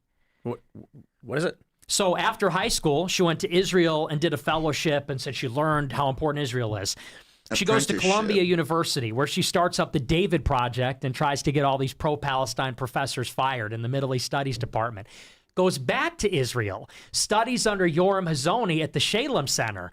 Then she gets hired right out of that program by Bret Stephens, who's like one of the most well-known neocons, got to start at Jerusalem Post, then Murdoch-owned Wall Street Journal. He picks her up as her mentor. Then he takes her to the New York Times. That's where she gets her start. Then she starts Free Press, and she gets money from Peter Thiel, Mark Andreessen, Joe Lonsdale. Joe Lonsdale's like a super Zionist. Is Peter Thiel? Oh, yeah. He's in business with Alex Karp, who said his biggest fear is Christian nationalists are going to defenestrate him because he's a Jew. Defenestrate. Yeah, throw him out of a window. Yeah. And you know, and Why Teresa is there a word Horowitz. for that? Yeah, so funny. It's kind of funny. But so, yeah, she's like, and then Larry Ellison buys CBS as part of Israel's Eighth Front campaign to control information. TikTok. And she gets a $100 million payday for the Free Press and gets to run the newsroom. And then picks Tony Dokapil as the news anchor, who is the Zionist that attacked Ta-Nehisi Coates for his anti-Israel book. Do you think that there's an effort at YouTube intentionally to prop up Candace Owens? 100%. Well, she's not banned. She breaks the rules like crazy. Yes, she's on Spotify, YouTube, Apple. As far as I'm concerned, she's never been banned from any of it. Yeah, and again, you know, we've talked about like Pizzagate is shit. Sorry. a good example of how does an intelligence operation control for conspiracy theories? And so with Pizzagate, I'll give you the quick rundown. You get a bunch of emails released by WikiLeaks. In them, there's some weird things. An email that says something like, is it more fun to play dominoes on pizza or on pasta? Now, nobody really knows what any of this means, but all of a sudden on 4chan, someone just claims this means children, and they're talking about pedophilia. They then point to a pizza place, claiming it as a basement. There's no basement. What I think happened was the WikiLeaks emails revealed that they were doing drugs and having orgies and stuff, which is what we heard from who's the member of Congress who told us about a bunch of orgies? Do you remember that? Cawthorn? Yeah. Madison Cawthorn. Madison Cawthorn was saying they're doing it. Then we got that video of those two guys going at it in the Senate. I think what the WikiLeaks Tell me it's not super obvious who's the smartest guy in this room. emails revealed is that they're talking about doing drugs and having orgies. And so the deep state is like, this will be nuclear for us in politics and controlling the narrative if this gets out. So they poison the well. They put fake information to drive the community in the wrong direction. Then a guy shows up at a pizza place, fires a round into the ground. There's no basement. He then surrenders, and everyone says, wow, you're all insane. With Candace, she's adopting the Charlie Kirk conspiracy stuff and making them sound like retards. And she's attacking Israel like crazy, but in the most retarded way imaginable. So for the people that live in this world of Israel bad, Israel derangement syndrome, she's become the biggest voice. And now they're sounding, I'll put it like this. I have met some really retarded people on the issue of Israel, don't get me wrong. And then I know a lot of people who are libertarians who are very much just like, the relationship we have with them is toxic for us. We shouldn't be funding them. I'm critical of their government. I think Dave Smith's great. He's a friend of ours. I'm a fan of his. He's very critical of Israel, and he's rational, reasonable, and he's funny as he does it. I know there are people who are pro-Israel who don't like him. I have friends who are pro-Israel who don't like him. But at least that conversation is coherent. Candace is getting propped up recommendations, and there's nothing coherent about anything she says. And so again, the reason I say intention, you decide. But when I see these things happening, I'm kind of like, we don't need to think about conspiracies. We can just tell what the future is going to look like. Yeah, well, when it comes to her, there's a word for this in our community, and it's called kookery. And Sam Francis was fighting against it. If you read Revolution from the Middle by Sam Francis, who is off the charts brilliant, friend of Jared Taylor, used to write for the Washington Examiner, he writes an essay and says the biggest enemy of what he called the middle American radical, or like the Trump base, that was his word for it, he said, are the kooks that believe everything is like the X-Files. You want to talk about immigration. You want to talk about AIPAC. You want to talk about real things. They want to talk about aliens, flat Earth. They want time travel. And there is this there's this temptation. Bullshit. If you believe in one conspiracy, you say, well, what else are they hiding? And there's this draw to just go further, more and more out there. And there was an essay by Cass Sunstein in 2008, him and a buddy. I believe he was from Harvard. He was an Obama speechwriter. And he said, how do we defeat the conspiracy theorists? Do we argue with them? No, we give them a platform. Do we censor them? No, we make them martyrs. He said, we unload the dog shit. And we put out a bunch of stuff that discredits them, and they start fighting amongst themselves. So like with 9/11, you can talk about dancing Israelis. That's real. He goes, well, what if we said there's holographic planes? There's no planes. Like, there never were the Twin Towers, stuff like that. And then you get them all fighting. And they actually wrote that in Project Esther. Heritage Foundation's project to fight anti-Semitism. Oh, yeah. They said, we want to exacerbate the divisions and cleavages in the pro-Palestine movement. We want to turn them against each other. And what better way to do it than to start to say, Israel's top guy, Charlie Kirk, was killed by Israel because he's a time traveler, and anyone that disagrees is an Israel Low shill. IQ bullshit. There it is. Slop. Yeah. Goy that's what I slop. see with the anti-Israel pushback on Israel, these sorts of things. Is oftentimes, I think for someone that's kind of new to the conversation, new to this entire topic, they end up seeing a lot of anti-American, third world rhetoric. Yes. That's why you saw with the Venezuela invasion, all these people that got one shot at after October 7th, and they start exploring, okay, maybe there's something here. They were like with Tucker, where he was oh, Venezuela's this brave, they're the last bastion against gay liberalism. And I'm just looking at this is obviously a pro-American move that in many ways, there is some geopolitical implications, but it's detached from the Israel situation. But since they, again, are getting a lot of their information from third worldist anti-Israel sentiment, it completely poisons the well for them. That's so real. And it's funny you say that because I was watching something from Jeffrey Sachs and I was just disgusted. Jeffrey Sachs is a Jew, major liberal, Clinton administration guy. He's on Tucker and Judge Napolitano all the time. And he's always literally shaking. Netanyahu's a war criminal. This is the worst. And it's and all these people are yeah, totally agree. Then he goes to Serbia for this conference and he's the 500-year cycle of European domination is over and I couldn't be happier. This is awesome. It's China's turn. It's what the fuck? You're some liberal piece of shit. Same with Max Blumenthal. Same story, communist, liberal Jew, forever. Anti-Israel guys on the same shows, tight with Tucker. And when ICE shot that idiot liberal, he goes, this is terror capitalism. The Zionist plutocrats and their terrorist capitalism. I'm not a fan of... I got it. Go No, go ahead. Well, I'm such not a fan of Max Blumenthal. We had him on the show, and he was talking about, it was right after October 7th, and he was talking about the attack on the rave. Mm-hmm. And I'm a musician, I played shows, and I have friends that were at the Bataclan, and he was like, well, they were just a bunch of druggies, and I'm like, you're just the biggest dirtbag I've ever seen. I couldn't handle it. I got a question before we go to our super chats. If you were invited to a private meeting at the White House with Netanyahu, would you take it? No. At least they gave You wouldn't do it? I like being alive, I'd do it. Well, I did. I want to have him on the show. We gotta get BB I over would here. watch that. Yeah, that'd be awesome, dude. You gotta be on that I want to hang with B because we got to talk about Israel and Judaism. First of all, Put him on the all hot you Jews seat. out there, you can't have a religion and a culture that's the same name. You have to change the name. So be Israeli culturally, but then have Judaism as your religion. And if you don't believe in God, you're not Jewish. I know. Just reformat you your tell brain. him, Ian. You explain to them Tighten their ranks. beliefs. Tighten ranks. Ian's in charge now. as you know, I did. I do Yeah, like they had a seeing meeting. them all chumming it up. I would take a meeting with any world leader comes to the White House. It was the Blair House, which is in the White House complex, I guess, or it's the guest house. Who would say? I can't believe people would say no to that.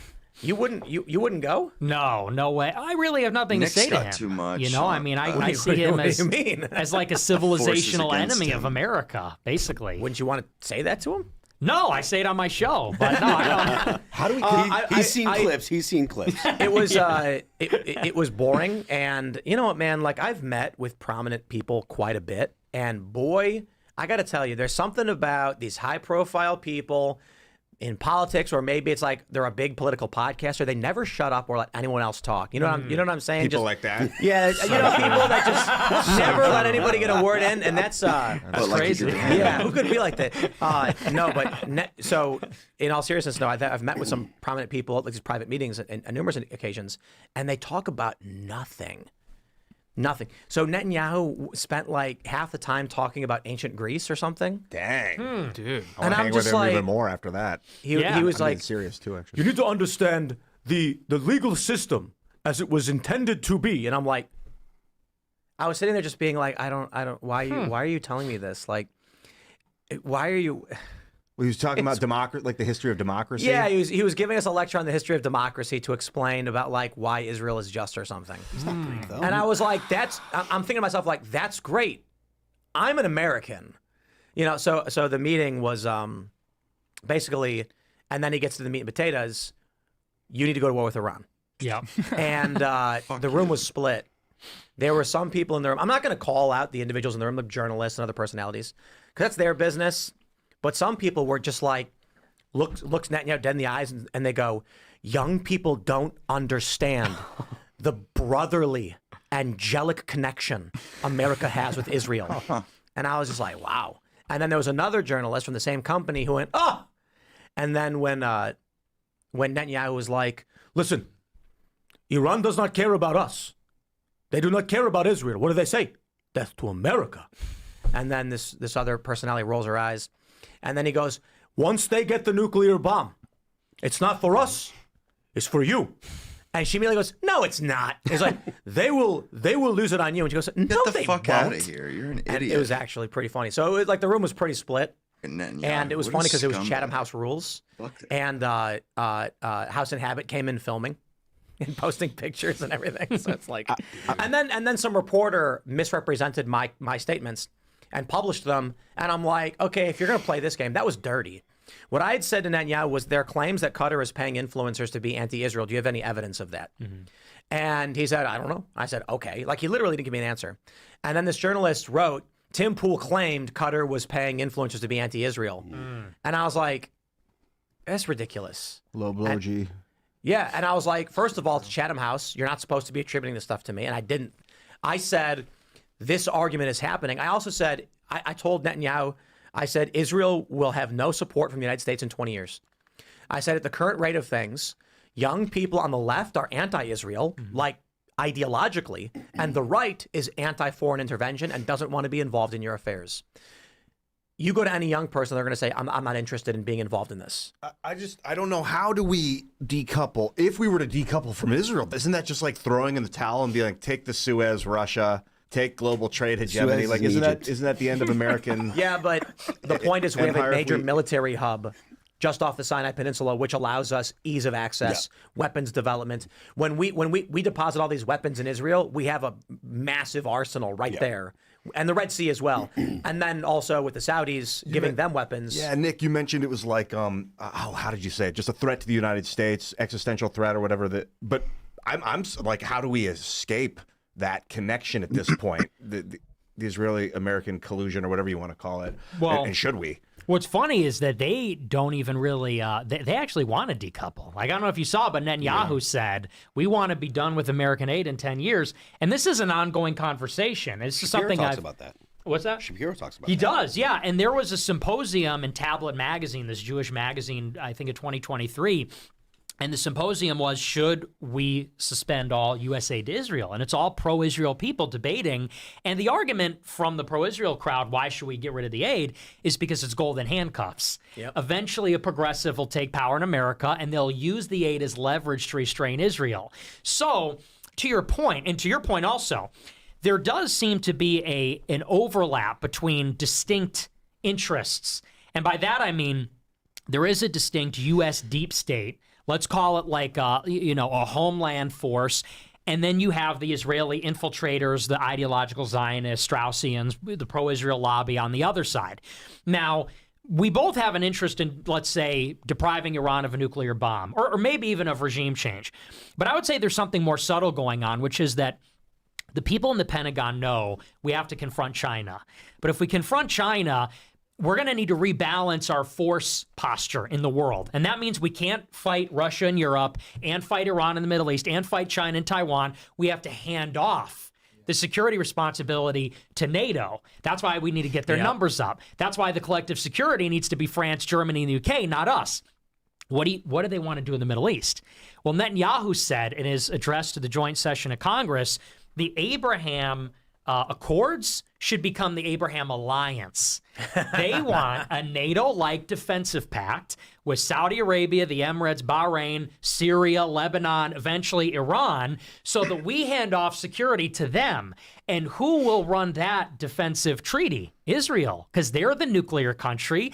They have a qualitative military edge guaranteed by the U.S. Congress, the most F-35s, the rest of it, and the Mossad superintelligence. So they could do to the Saudis and the Emiratis what they did to the Iranians and Hezbollah and Lebanon, and they all know that. So in other words, when we hand off the Middle East to Israel, they are going to run the most important region in the world. If you know about geopolitics, that's the center of the world island, because that's the center of Europe, Asia, and Africa. That's BRI, that's IMEC, it's all of it. And then they become a true global power. That's a concern. We're going to go to your Rumble rants and super chats, so smash that like button. Share the show with every person you've ever met in your life. Call your parents. Let them know you love them and that they should watch Timcast IRL. And we're going to go to that uncensored portion of the show at 10 p.m. at rumble.com/Timcast IRL. Don't miss it. But before we get into all your Rumble rants and chats, we got some great sponsors. First up, we got Tax Network USA. Do you owe back taxes or haven't filed in years? Now's the time to resolve your tax matters. With a national conversation around abolishing the income tax system, which would be awesome, the IRS is fighting back and proving it's here to stay by becoming more aggressive than ever before. They're sending out more collection notices, filing more tax liens, and collecting billions more than in recent years. If you owe, the IRS can take your wages, bank accounts, Social Security, retirement, and even your home. If you owe or haven't filed, it's not a question of if the IRS will act, it's when. Right now, Tax Network USA is offering a completely free IRS research and discovery call to show you exactly where you stand and what they can stop before it's too late. Their powerful programs and strategies can save you thousands or even eliminate your debt entirely if you qualify. Don't make a serious mistake representing yourself or calling the IRS on your own, waiving your rights, and cost you more money. They are not on your side. Get protected the right way with Tax Network USA and start the process of settling your tax matters once and for all today. Call 1-800-958-1000 or click the link below for your free discovery call with Tax Network USA. Don't the IRS be the first to act. We also have Venice.ai, uncensored, privacy-oriented AI. For those that are using these tools, and I'm a big fan, you know I am, if you watch the Uncensored Show, I'm always goofing off. Venice.ai is designed for privacy. I asked it, why are you better? And it said, I'm GLM 4.6 running on Venice AI, which offers significant advantages in both privacy and capability.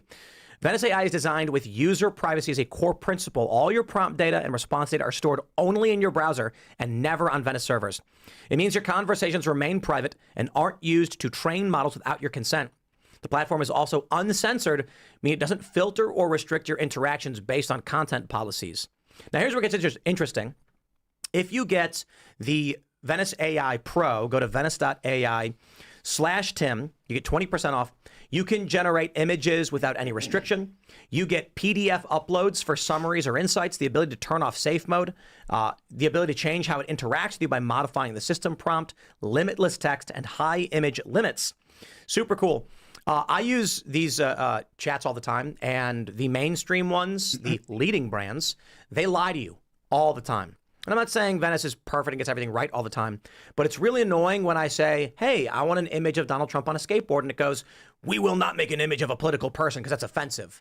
And you know, like, what if I want a picture of Elizabeth Warren as like Pocahontas? I won't do it. But Venice AI will pretty much do anything. So check it out, venice.ai/Tim, 20% off. Shout out, thanks for sponsoring the show. Let's grab your Rumble rants and super chats. All right, Mythos says, 1,500 paratroopers from 11th Airborne in Alaska have been placed on standby for possible deployment to Minneapolis. I heard that. Send them in. That's crazy. Based. I like that. Yeah, they're in Alaska, so they'll have the warm weather kits. They'll be ready for Minneapolis. Yeah, right. So true. Well, they're trained for Arctic warfare. Right. That's the point. They're going to be like, it's warm here. Yeah, literally. Yeah, literally. What do you have here? Flan the man says, tap sign, nothing ever happens. Yeah. Indeed. Or if it does, it's very, very slow. You know, slow and boring. Slowly, and then all at once. I mean, because that was the whole like I think about like South Africa, and they had like all these speculations of how it would collapse dramatically, but things just got like incrementally worse, and no one even really noticed. And so it's like, no, nothing ever happens. It just slowly happens, and then as decades go on, suddenly you turn around and you're living like in Dune or whatever. Yeah. Dothadu says, for balls for having on NJF would be $100, but you lost 90% value for the inexcusable delay. Well, to be fair, you were booked earlier and you canceled on us. That is true.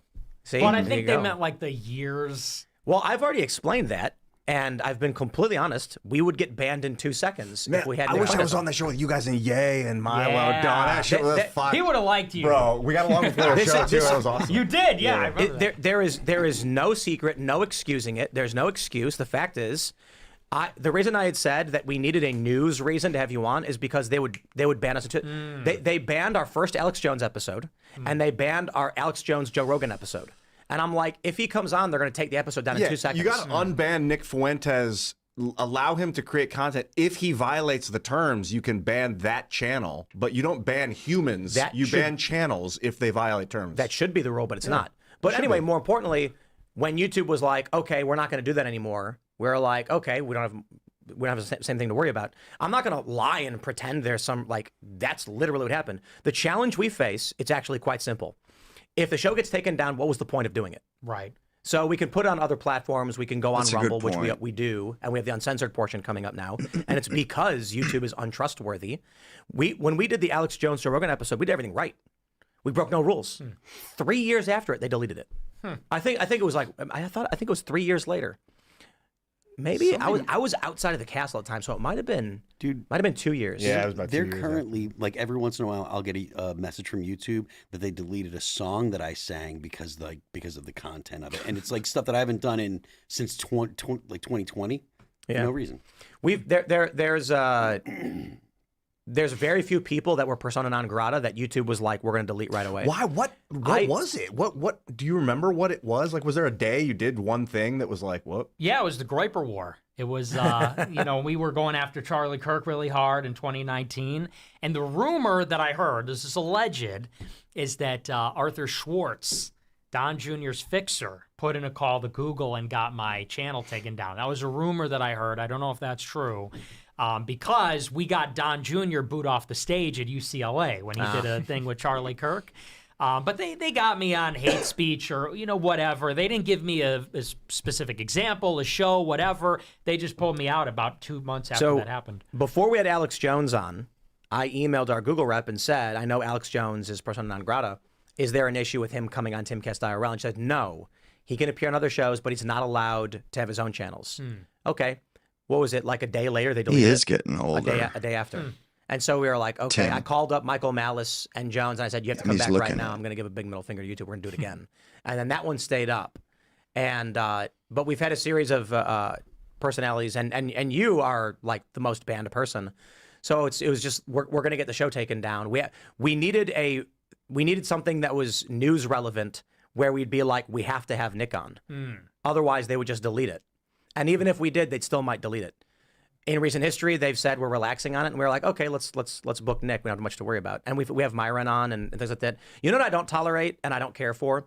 I know I'm going to get a lot of people being like, why would you have Nick Fuentes on? He said he liked Stalin and Hitler and all these other things. And I'm like, bro, we've had on communists who are like, Hassan Piker, hello. So I'll keep it light. We've had on really despicable leftists, and no one's ever yelled at me for it. So I'm going to have people on, and we're going to talk, and we're going to talk about issues. That's just it. And I really don't respect the, like, if we have you on, it has to be a struggle session kind of thing. I'm like, guys, there's a reason why Nick has an audience and people listen to him. The areas where we'll disagree, but this is a news show. We pull up topics, and then you talk about it. It would be the stupidest thing in the world. I said, instead of doing the news tonight on Timcast IRL, we're just going to ask Nick about his opinions and then criticize him for them. We don't do that to people. So I'm not going to play this game where we ignore prominent personalities with opinions people don't like. And I'm not going to bring people on just to struggle session them. Be that a leftist either. We had on I noticed a that about communist, Nick Shirley, and we argued too. quite a bit about Not a very good shooting. talker. Little dim. No one comes to me and says, she's a proud, overt communist. and all the despicable things that come with this, and no one complained. I'm just gonna say, for the record, Hitler was great. And I mean that by in scope and stature. Let me That's why I wanted you on. It's like Alexander the Great. He was a psychotic murderer. Wasn't a good guy, but he was great in scope and scale, as was Hitler. The largesse of his knowingness is all-encompassing. Everyone pretty much knows who he is. So that he was. Ian's just trying to push buttons. That was. Did you like that one? He was just trying to piss people off because he knows they're going to clip it. And Hitler was great, wasn't even good, but you could argue that he was great. Because people think great means good, when great means of magnitude. And great could mean evil. It could mean very evil. Exactly. I said the same thing to Tommy G. I did an interview. It's funny you say that because I said the exact same thing. I was like, these are great leaders. And he was like, oh my gosh, I can't. I'm like, good and great are not the same thing. Awesome it reminds me awesome, of awesome is not always good. Right. Yeah. Cool or anything like that. I can help. It's not a value judgment. The scene in it's just understanding its scope. When Snape has to do the unbreakable vow with Draco Malfoy that he will kill Dumbledore, and he goes. He says something like, "You're trusting the boy to kill a great wizard." And he goes, "Oh," and he goes, "Dumbledore is a great wizard. Only a fool would say otherwise." They're the bad guys who don't like Dumbledore, and his point was, even though they're enemies, you have to recognize he's powerful. And agreed. I always hate the thing where it's like, and I think you were talking about this on the Green Room podcast, when the subject of Hitler comes up, you have to just run through all the condemnations. It's like, we get it. Hitler was a really bad guy. Land acknowledgements. Yeah, exactly. Literally, dude. Hitler sucked. He was stupid. He was on meth. Anyway, Nick, I gotta ask you, because I'm like new to the game. When the Kanye episode, was the evac like planned? No, I don't believe you. If it was, I wasn't in on it. My right hand of God. Because, we went there and he was a little apprehensive. I'm going to be honest with you. Because we flew in at your old place in West Virginia and we went out. We got, what is that? A hibachi? We got at Frederick, Maryland. And he was getting really frustrated. He was getting a little antsy, because I think he's a little maybe self-conscious about talking about politics because we're learning a lot of stuff in a short amount of time. And we pulled up, and I think that was it. I think he was a little nervous, and and then I think you pressed him a little bit. I didn't even press him. No, you said something, and then you were like, no, you cut off Nick, and it was like, I'm done with it. He ain't listening to Nick. You were like, who's them? Who's them? No, he said that. Oh, yeah. He said, who is they, though? Yeah, right. And then I said, I don't know, like corporate elites and like the establishment, military. And he was like, and he got up and stormed out. He was already mad, so. But no, if there was, I wasn't in on it, and I don't think it was. We had like 200,000 concurrent viewers at the time. It was massive. I remember, it was. That's and then he started he smack talked me on Alex Jones, which was amazing. He kept saying, nobody knows knows closed. What do you say? Pool's closed. Pool's closed. Oh, I'll shit. grab some more of these Rumble rants. We'll talk more about the crazy stuff when we go to the uncensored portion of the show where we can say, we can get into the nitty gritty of all this stuff. All right, let's see what we got here. Grandstanding and hot dogging. Good name. If you think anything will happen to Don Lemon, then I've got an Egyptian plane to sell you. Shout out to me, mum. The Groypers strike. Tell me the price, because Harmeet Dillon, of all the people in the DOJ, she's the one person I think means business. It doesn't mean you're going to get charges. She might try and push for charges, but nothing might happen. So we'll see. Let's see what we got here. Let's see. I don't know how to say that. Quaker? Got my America First hat a few days ago, and I've been wearing it to work. It's only liberal white women that get butthurt over it. No one else has said anything negative about it. Keep up the work, brother. Let's go. And while we're here, shout out to South if you're watching this. I hope you're winning big stacks at the poker table. There's a dude that I play poker with sometimes who always wears the blue America First hat. Sweet. And he doesn't talk politics, but he's a big fan of yours. And there's another guy at the table, Ken, who's a super lib, who thinks he's not a lib, but he wears the In This House shirt, you know?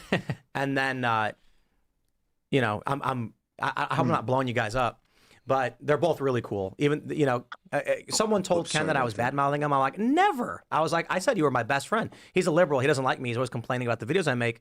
But yeah, we joke with each other. We get along. He's like, we talk more than anybody when we're at the poker room. And then South never says anything about politics because he knows it's going to go off, but it's good fun. Everybody gets along. Funny story is we were playing poker. It's a 2-5 game, so it's a $1,000 buy-in. And we're all talking politics.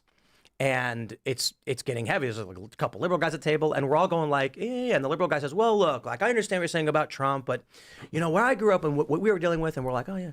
Then at the other table next, we hear screaming. This is a true story. I swear to God, it's like 2 months ago. And the floor boss comes over and is like, what's going on? And they're yelling at each other at the top of their lungs, arguing about college football. And I'm like, we all look over and we're like, geez. And I was like, look at us talking politics. Nobody's got a problem. All right, what do we got here?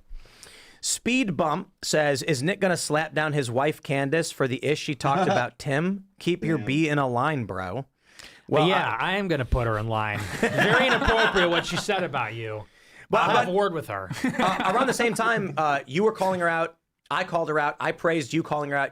I think you said something about me calling her out. It was awesome. Yeah. It was like the rebel yell. You like rallied the troops. He did. Seriously, because he went hard in the paint. I think a lot of people are afraid to take her on because she's got a big audience, and because people, let's be honest, a lot of people in the space feel they need to pander to like the dumbest people in the room that believe in like the craziest shit imaginable. And so nobody was saying anything. I took a lot of heat from my community for saying like, no, Israel didn't kill Charlie Kirk. They said you got the call. Yeah, right? Which is like, what universe are we in where I'm the Israel shill and Charlie Kirk was the martyr for the Third Reich? Right? Like, what the fuck? So that was insane. And then you came out and you're like, well, you said the C word, which is very impolite. What you won't.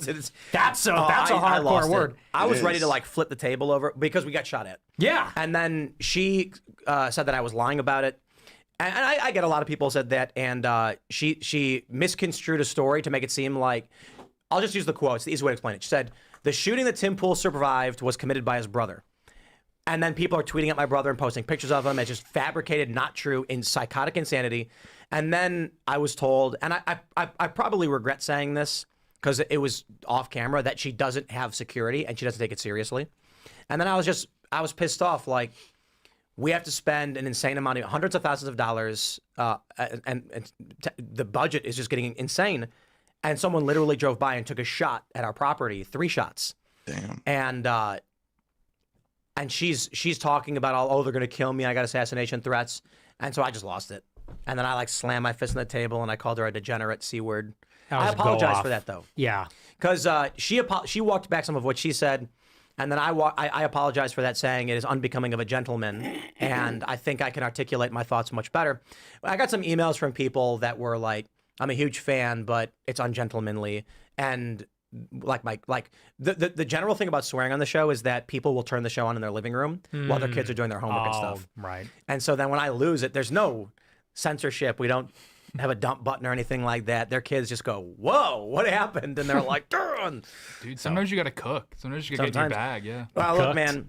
Someone cooked here. I will say this. The funniest thing in the world to me is the claim that people, I'm paid by somebody to say something. I'm like, I just want to make sure everybody understands this. There's no reality where someone who's on the payroll would have temper tantrums the way I do.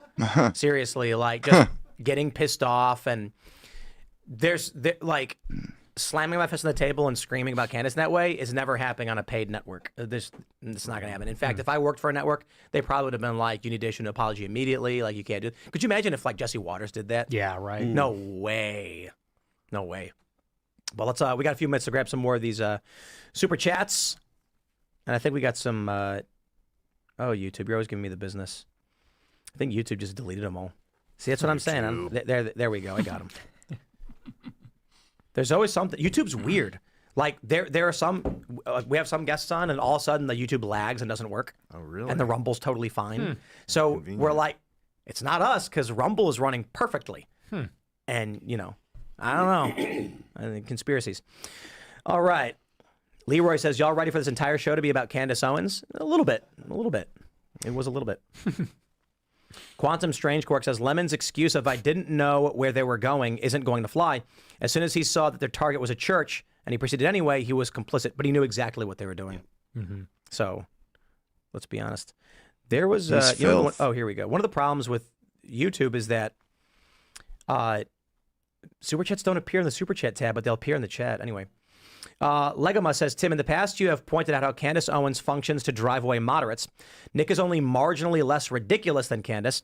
and only marginally more capable of presenting a veneer of diplomatic and pragmatic behavior don't complain when the woke win. I would also have Candace on the show. We talked about it, and the only reason I'm apprehensive about that when like people have asked me is like because there's a hard beef where it's like she's accused my brother of trying to murder me and I called her a C word. I'll have communists on the show. Like Myron Gaines is controversial. People get mad at me. I'll have him on the show. Nick is on the show. It is what it is. So if Candace came on the show and talked, my only concern there is beefing the whole time about things unrelated to anything substantive. What are you going to do? You know? It'd be great. She's I don't know if you wanted to respond to that because they're saying you're only marginally better than Candace. I mean, I understand why like a normie Republican would feel that way, but I think when I talk about her poisoning the well, I mean she's poisoning the well for the radical right, for the hard right, far right, whatever you want to call it. There is legitimate faction in the right wing that follows me and has my politics, and you could describe that as, let's say, pro-white, immigration restrictionist, Israel critical, something Christian nationalist. There's a significant faction there, and you can't alienate those people. The friends that the friends of mine that are Jewish have expressed concern to me the first time you came out with Yay that you were just going to mock Jews in general.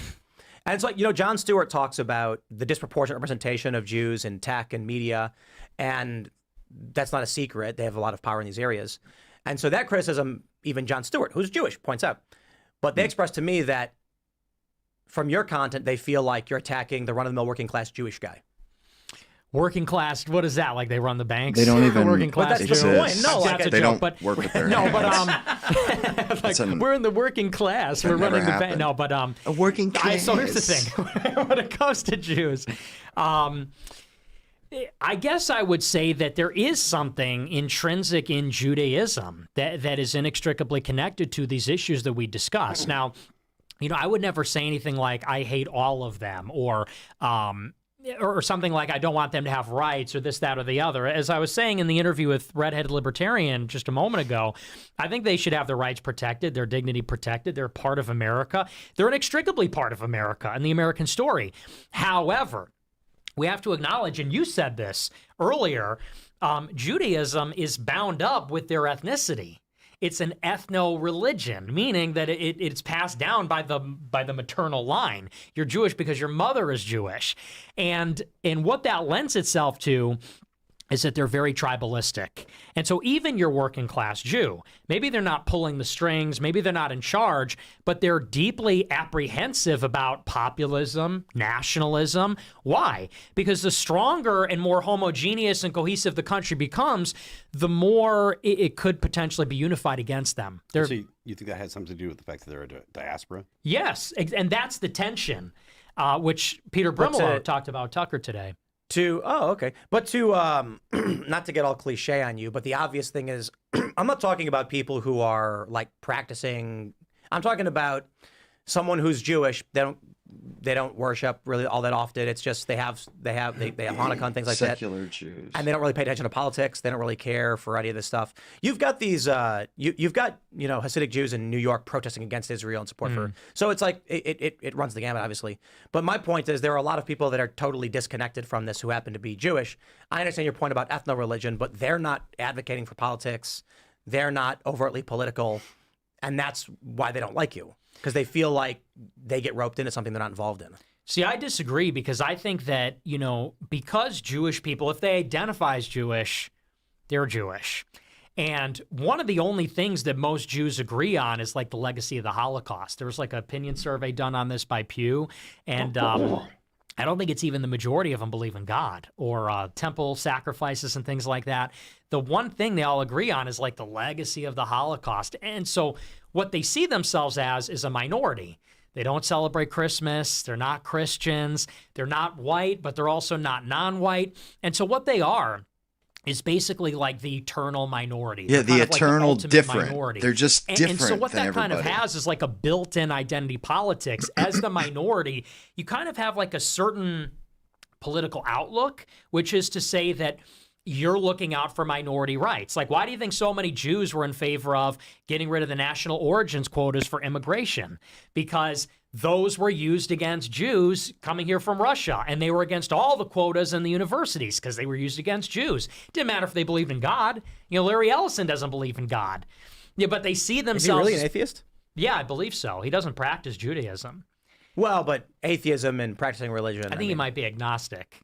But they see themselves as basically part of this besieged tribe. And so they have this siege mentality, even if they're not religious.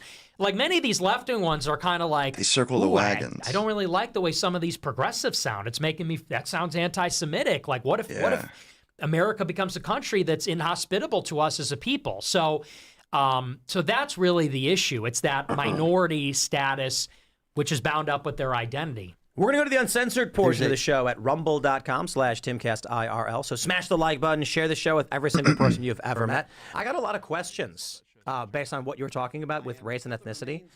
So we're gonna jump over to the uncensored portion of the show. I think it's going to get really interesting. Yeah, so make sure you guys go there. Again, rumble.com/Timcast IRL. You can follow me on X and Instagram at Timcast. Nick, did you want to shout anything out? Yeah, I'm on Rumble at Nick J. Fuentes, Monday through Friday. They're not It's a pleasure, Nick. And I'm at Ian Crossland. Follow me on the internet and go to graphene.movie. Check out the trailer for the new documentary. See, I disagree because I think that, because Jewish people, if they identify as Jewish, they're Jewish. And one of the only things that most Jews agree on is like the legacy of the Holocaust. There was like an opinion survey done on this by Pew. And minority status, which is bound up with their identity. We're going to go to the uncensored portion of the show at rumble.com. Yeah, they weren't perfectly synced. So smash the like button, share the show with every single person you've ever met. I got a lot of questions based on what you were talking about with race and ethnicity. So we're gonna jump over to the uncensored portion of the show. I think it's going to get really interesting. So make sure you guys go there. Again, rumble.com/Timcast IRL. You can follow me on X and Instagram at Timcast. Nick, did you want to shout anything out? Yeah, I'm on Rumble at Nick J. Fuentes, Monday through Friday. Always a pleasure, Nick. I'm at Ian Crossland. Follow me on the internet and go to graphene.movie. Check out the trailer for the new documentary I'm building right now, Graphene Movie. It's going to be fantastic. A bunch of nanoscience coming out of Rice. It's graphene.movie. Sign up for the mailing list. I'll see you there. Tate Brown. Yeah, X and Instagram at Real Tate Brown, and also on the Culture War channel and Connor Tomlinson's channel, some new episodes of Across the Pond up. I know you guys love that show, so go check it out. I am Phil That Remains on Twix. The band is All That Remains. We're going on tour this spring with Born of Osiris and Dead Eyes. First show is April 29th in Albany. We'll be out for about 3 weeks doing Sonic Temple and a couple other festivals. Wait a second. Oh, I guess that's it. They cut that shit off. There are good friends of ours on the show that okay, here we go. Here we go. I'm Jewish, but literally have nothing in their house. Like they're Jewish people. And then you go to their house and it's just guitars, paintings, they're watching baseball and basketball or whatever. So these are the people I'm bringing up who are like, why am I being roped into this? But I don't want to, again, beat a dead horse because you gave your answer already. My question then is, what's your background actually? Let me ask you, like, what's your racial and ethnic background? I'm half Italian, quarter Irish, quarter Mexican. They're all mutts and then, here. Of the Mexican, does that include more or less the Native American, Central American, or is it Spaniard? Yeah, so it's like 10%. Well, my 23andMe now says Portuguese, which I never knew, but it's 10% Portuguese, 15% Native. Native. Mm-hmm. So I'm a quarter Asian. I'm 20% Korean, 5% Japanese.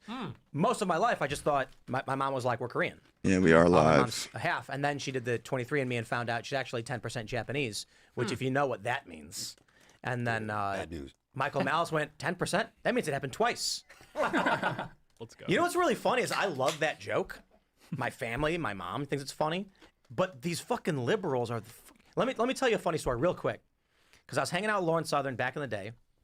This was back when everyone was getting demonetized on YouTube, and it was like me, Lauren, Luke, and I don't remember who was with us. I've never seen Lauren, Timcast like this. Goes like, it's clearly political. They're coming after conservatives and people on the right. And then I said, I don't know if I agree with that. Because my mom makes math YouTube videos, and she's getting demonetized too. And Lauren goes, why am I not surprised your Korean mom makes math YouTube videos? True. I immediately busted out laughing, grabbed my phone and texted my mom, and she responds with, ha, ha, ha, ha, ha, in all caps. And I'm like, I've told that story. And what other group like, of women I don't think you should say stuff like that. Like that you can and I'm think just of. like, oh my fucking God. I've called myself a mudblood. It's a Harry Potter reference for people who are half muggle, half wizard. And they're just like, oh, that's kind of bad, dude. And I'm like, oh my God. The left is joyless. Shut the fuck up. Right. Dude, I'm going to make fun of Asians all day and talk like this if I want to. What the fuck? You can do it too. It's so stupid. But anyway, my question then to the point about, like a country and a white nation. Well, I mean, you're a little bit more white than I, but what about mixed race people? What is that? Am I going to say, like, I'm Korean Japanese. What does that do, I don't really feel very strongly about it. People are always asking me, well, you're Mexican, you know that, right? And it's like, yeah, I mean, the existence of mixed race people to me doesn't discount the existence of races. I mean, I just mean like if the country is America's country is better as white people, what about mixed race people? Right? Is that a detriment? Like, so what the interesting as thing long as about they the have an decline American the white in their population, which heritage, people don't realize, is it's actually because their family I'm has not bought white in according with to blood. census. The moment you have They have bought any drop into of America. non-white, they list you as minority, mixed race. So if you fill it out and you put so here's the way it works. If you fill out a form and mixed you race put people, they're native Italian, they're logging you as mixed race American. So they're so if still there's 100 connected white by people in blood you, to our people. You're not in that group. Right. Same thing for me as well. But 100 years ago, like, none of you guys are white, right? Well, actually, it's the opposite. My father said that he used to mark himself as white. Oh, really? Because it was only white and black. You could only be white Yeah, and back black. in the day, Mexicans and I Hispanics remember just there went was, by like, Native white. Americans were white. There was racism against Irish. It was white, red, yellow. It was basically, like only wasps were considered white. Let's go. I'm the whitest guy here then. Like, Well, the Scottish like were included in Anglo-Saxon that too. Protestants, Catholics don't count. Dude, when you looked at Netanyahu when he was talking about like the different grievances, like, dude, if he started going off about like the Norman conquest of England, I'd be like, bomb Iran now. That's what I'm talking about. Don't you want to get all the hottest genetic females and make them American children, but then slowly Well, my assimilate question the is culture? this: what if the country appeared to be white, but everybody was 25% Indian? It's Brazil. I mean, what do you mean? Like, what if that happened? Like, well, so what do you think this country would be better? Is there a percentage you think this country should be white? No, I mean, because here's the thing, like, we have to acknowledge that something is being done to the country. Like, America's not becoming less white just No, because. it's being becoming less white changed. because we're getting pounded by immigration year after year. And so abortion shoved down our throat. And abortion too, and the low white fertility rate, which is being, suppressed in many Locking ways. white men And out so of jobs. you get a lot of non-white people. careers. A fraction of those will intermarry, and then there'll be less white people. So I'm just in favor of stopping this project, which is to make the country non-white. And then you would actually retain something like a white majority. If you shut down all immigration, I don't think that America would ever become minority white. Or if it did, it would be by like 2%. My wouldn't. prescription to shut down immigration for 10 years, like everybody that's illegal, deported, end birthright citizenship. I don't think that I don't think if you immigrate to the country, I don't think the first generation immigrants should be allowed to vote. I think that all that kind of stuff, it just takes away from the voting power of Americans. And I don't have a particular concern about the racial makeup of people, but I do think that when it comes to immigrants, particularly like to Tate's point, he talks about it a lot, from the third world, like I was saying earlier, that will change what America is. And it will change the way that our government works, because I saw a Somali guy in Maine was talking to his representative, and they basically were implicated in some kind of fraud scheme. And the guy was saying, look, we voted you into power. We expect you to protect us. And what he was saying was not just, hey, you have to do what we voted for. You should intercede against the government and protect us and allow us to continue to commit fraud. And that was the point that I was making with Schellenberger. It's like fraud is normal in vast parts of the world, and it's fairly unique that Western society doesn't have that kind of fraud and that kind of bribes and stuff like that just to get basic basic things working. And so I think that kind of stuff is what will actually really do serious damage to America, regardless so much of race. I'm not concerned with that, but I do think that the culture really, really matters. I have bad news for you, Nick. What? Your whole worldview is just wrong. You see, what's actually happened is the continents that we exist on are the inner continents, and there's this ice wall, you see? And outside the ice wall is another ring of continents, which beyond that is another ring of continents. Of course. Now, this is a flat map. I'm not a fan of this because this is flat earther garbage. There was a great picture I can't find anywhere where it shows a globe, and then there's a ring, a wall of ice, and in the middle of it, it's like on the globe, this ring, are the 7 continents. So the planet's actually much larger. It is round. And so the issue is they've tricked you into thinking it's minorities and Jews when it's actually the Tartarians. They've been oppressing us the whole time. And, the mole you know, people. I think it's now you should believe that and push that to your followers. Yeah, it sounds legit. It's a big Abrahamic psyop, dude. All these Abrahamophiles obsessed with that shit when it's Taoism. Did I bring this up on the show last week? Taoism. That's the best religion. It's Taoism, That's my dude. favorite religion anyway. The flow. It's just I think they tapped into they figured out what magnetism was before they had the tools to measure what before they knew it existed, but they can feel it. You feel talk about religion like it's your like flavors of ice cream. Yeah. The South Pole is more than penguins and endless. This is a 3-hour long. What is Yeah, this? you gotta lock in, dude. Why would Drone Gotta make water. The snow. There's a hidden ghost world within it. So true. Look, it's right here on the globe. Don't confuse Antarctica with the Arctic, which is at the top of our maps. Much smaller in size, and This is 3 hours. We're watching all 3 hours. Shit, turn right on now. ×2 speed, bro. Where BioGoose? Don't Yeah, confuse dude, you gotta tap in. Antarctica You with gotta the tap Arctic. in. Anyways, these sounds were not isolated incidents. They What the hell is this? Like the real like coming to a head of reality is the Jews and the Muslims. Is it that big of a deal, or is it kind of like not that big of a deal? And it's I think it's Jews and Christians. I think the problem is when they merge and create Jewslims. Yeah, And then there's nothing we can do to stop gonna be them. phenomenal. Dude, that's gonna be like the battle pass, and we're gonna be left out. Commune Islam. Yeah, it's pissing me Now, off. you dude. say Jews and Christians, which is interesting because if Israel and the United States decouple, like they're a nuclear power, and I don't know enough about Judaism. I've never read the Talmud or anything. Have you read through, or have you read enough of it? Most of the Talmud is pretty mundane. But the relationship between Jews and Christians is really the story of Jacob and Esau in the Bible. Jacob and Esau are brothers. They're the children of Isaac. And the elder brother has the birthright.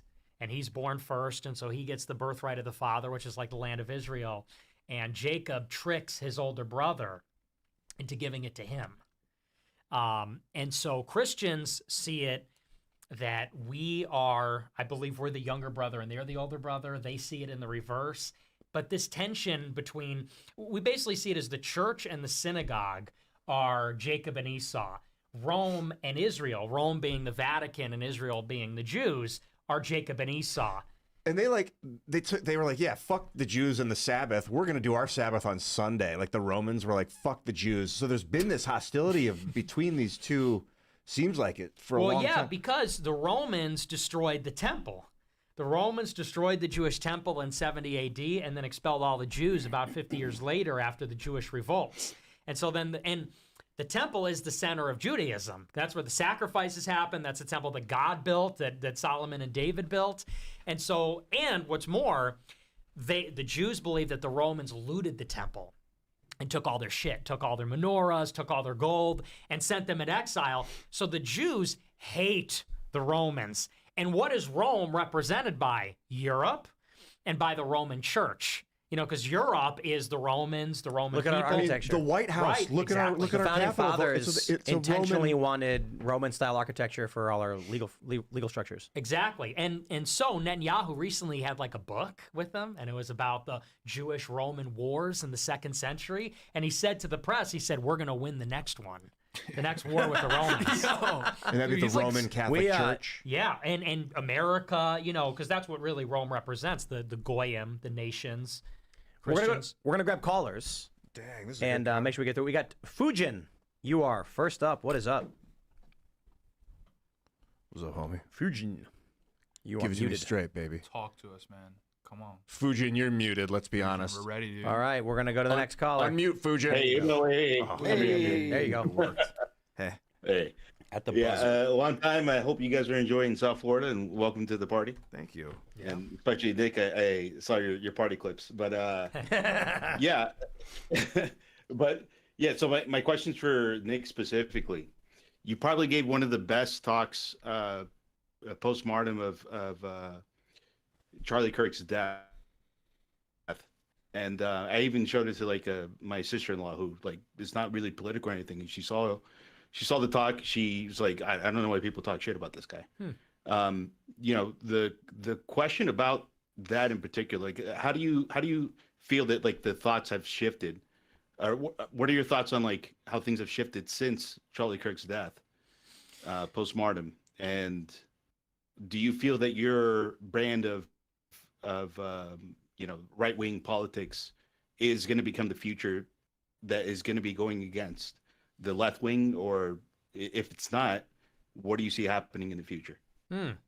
Well, thank you very much. I'm glad you like the show that I did after Charlie Kirk died. I have to say that, you know, unfortunately, I don't really think there was a huge sea change. I thought there would have been more, because I gave that speech with it in mind that I'm thinking the right wing is going to war, like a right winger is going to retaliate and kill a bunch of liberals. And I thought we have to tell everybody to relax and bring the temperature down. People were kind of apathetic. Like they asked Trump, hey, what do you think? And Trump goes, oh, yeah, it's so terrible. Anyway, I'm building the East Wing and blah, blah. So I don't see a major change. The one thing I will say is that Charlie Kirk was holding the Trump coalition together because the Trump coalition is filled with contradictions. You know, like Trump is saying America first, but he's not really. There's a lot of people that don't even really support the far right and like the pro-white side and Christian nationalism. And I think that Trump and Charlie Kirk were able to hold those contradictions together through the force of Trump's personality, and Charlie was like deferential to Trump. Now that Charlie is dead, it's open warfare, Turning Point, Candace, Tucker, me, and you're starting to see that, you know, maybe that was a conflict that was there from the beginning that has been deferred. And now that Trump is being term limited out and people like Charlie Kirk are dead or, you know, have moved on, now there's going to be a real battle in the right wing. Are we going to be pro-Israel or are we not? Are we going to be establishment or are we going to be America first? So I think it kind of opened up these fissures, and now it's going to be a straight-up battle. So who inherits the right wing? I think Gen Z is very much my flavor. Even if they don't all love me, it's definitely closer to me. And the older people, they're very much not in favor of that. You know, the boomers are still, I think, pretty establishment. You know, they support the Iran strikes. They support the Syria strikes. They support Trump really no matter what. It'll be a battle in 28. I think it's going to be an all-out fight. Got anything you want to add? Very good. Or follow-up? No, I appreciate it, man. And no, I have no plugs or anything like that. But, you know, keep up the good work. And I think everyone here is doing a terrific job, man. So just keep it up. Thanks for calling in, brother. Dude. Yeah. All right. Next up, we have Kai. What is up?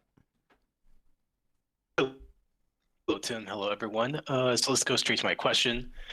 Does anyone believe that the Republican Party is still focused on trying to return to the old ways and shake off the populist fright from their party?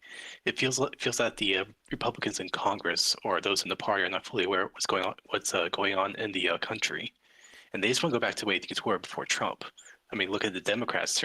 They're all saying like, hey, when they get back in power, they're going to arrest everyone in the administration, including Elon. Pack the Supreme Court and hear their plays as the only party in charge, like in Virginia. That happened today. I don't know. I think civil war is going to happen because of the generational shift. The point that I've made quite a bit is that people think politics is this amorphous blob of Americans shifting leftward and rightward, when in reality, the boomers are going to stay exactly where they are politically. You're pointing out how they like the Iran strikes. They're pro-Israel. But if you look at the graphs of pro-Israel, it skews older, younger. Like I was saying earlier, it's either the left that ideologically hate Israel or the right that's like, we don't want to be involved in whatever they're doing. We don't care about them. So whatever the politics is going to be in the future, the left and the right are going to be two different universes, 10x worse than what we're seeing now. I know it's not directly answering the question perfectly, but it's just what I'm thinking about in response to what you asked. I could answer part of what you were saying. I don't think that the Republican Party is intentionally shaking off their base, but the base is being shaken away by their behavior. I just don't think it's intentional. That was my take. Sorry, it sounded like you were about to say something before I cut you off. No. It's just like it just feels like they won't go back to the way things were before Trump. So. Oh yeah. Probably a lot of people would like that to be the case. I think there are establishment people that want that, but I do think that there are a considerable amount of conservatives and Republicans and at least right wingers that really strongly don't want that. I mean, what do you think? I don't know. I think that in many ways Trump has capitulated to the establishment. I mean, I don't think that Trump is populist anymore. You know, like look at his policies, tax cuts for corporations, like the big beautiful bill. Any Republican could have passed that. Mitt Country Romney, club Republican. DeSantis, Cruz, Rubio. The foreign policy's indistinguishable from them, except for maybe like the overt imperialism, which is like kind of awesome. Immigration restriction, but still letting in students. H-1B visas maxing out every year. To me, that looks very establishment. The style is populist. The substance is establishment. And then I think that, you know, look, who's going to be the nominee? It'll be Vance. Vance will circle the wagons around the tech industry, Wall Street, Israel lobby, the donors, and he'll be cynically doing the same thing, pandering to the so-called populists while being like the biggest donor slut ever. I mean, like Elon owns him. So I think you're totally right. Don't you think that I'm like, full disclosure, I'm a big Trump guy. Don't you think the net negative migration is like a big pickup for the right going forward? Because it like normalizes that idea, like that becomes the new baseline for immigration policy going forward. I don't, because I think it's really a drop in the bucket, you know, because you got to start in the beginning of the story where Trump said he was going to build a wall to keep illegals out. He failed. Tons of illegals came in the first term. And because he didn't build it, 10 million more came in under Biden. Now they say, well, we closed the border. It's like, well, that's way too little too late. Like the damage is done. Like you have all these millions more illegals here. You need to go in reverse and deport, 3 million people. But the question is like in a year. I guess I agree. I mean, like the denaturalization needs to like get going as well. Right. But like, I guess my question would be, without Trump, what would be the most viable political vehicle, especially within the GOP? Because I mean, it's not going anywhere anytime soon. I think that, you're right that in 24 there was no other option. Like Trump was on the ballot. He was going to be on the ballot no matter what. Or even like in the primaries. I mean, that's what I'm saying. Yeah. Like, and you're right. It would have been Nikki Haley or something. What I don't like about Trump, and why I almost thought it'd be better if he lost, to tell you the truth, is because he catches the hot potato, and if he fails, it all dies with him. Because if, let's say, Vance loses in 28, everyone's going to say, oh, that's because Trump embraced hatred and deportations and imperialism and blah, blah. That won't he ruins stick. it for us. And you see that like with the Epstein stuff. If America falls out of love with Trump, they fall out of love with nationalism. And let's say Trump is old. He's low energy. He's weak. He is. His team is He's incompetent. sagging. They're all fucking stealing. So I firmly believe that nothing is better than something. It's better to not even try. The pressure than to builds, come at and the you get king something and real. miss, and then we're all fucking dead, and America's out of love with the right wing. You're pretty black-pilled then. I'm very black-pilled. Well, because I mean, I look at Me like, too. I mean, if a Kamala victory occurred and then you see mass amnesty passed, I mean, we're electorally irrelevant. I don't think they would pass amnesty. I think they overstate the damage from the Democrats, and then they overpromise what the Republicans will deliver.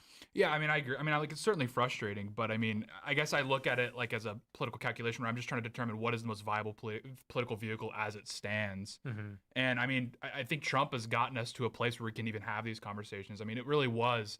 I was 14 when he came down the escalator, but like as far as like I have a good understanding of what the GOP looked like before. Mm-hmm. I mean, obviously there's a lot of holdovers, but I look at stuff like net negative migration. I look at stuff like these crackdowns, et cetera.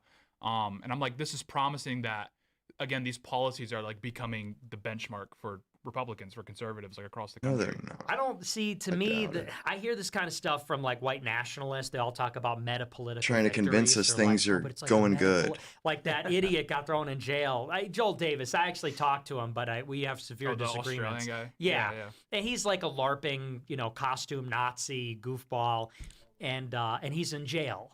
And all his idiot followers say, oh, well, him being in jail is a meta-political victory because it shows that, like, the left is afraid. It's like he's in jail. That's not a victory. Like, that's a loss. It's an And L, I feel hard the as same way fuck. about. I feel like in other words, I think that's a cope. We were promised a golden age, mass deportations, this, that, and the other. Where is it? And then we're a year Where into is it, it? and people go, well, at least we could talk about the issues, or at least. But Rome wasn't built in a day. Well, it's been 10 years. A machine that's been built over 70 is going to require a comparable amount of time to undo. This thing is a dying giant. It's dying on its JD own. Vance will get the nomination, and it'll be Palantir, it'll be digital currency, observation, spy tech, and they'll be like, okay, it's the least worst option. It's either that or it's going to be fucking chaos in the streets. What do you want? And then people will be like, please give me more data surveillance. It keeps me safe. Well, I guess the way I look at it that's sort of my black pill, I guess. I don't want to believe this. Yeah, well, I mean, I guess the way I look at it is like, with the way that our government is structured, the way that like neoliberalism, the way that like liberal democracy, liberalism is hard, killing us. To actually have like a Napoleonic figure really rise up and just like completely dominate the political spectrum. I mean, that's probably again, I would like to see that, but I guess it could be potentially in your eyes. But I just view it as like, look, we're trying to determine viability, and I agree with Tim where it's like, I think it's a few decades long project to like really reorient the system.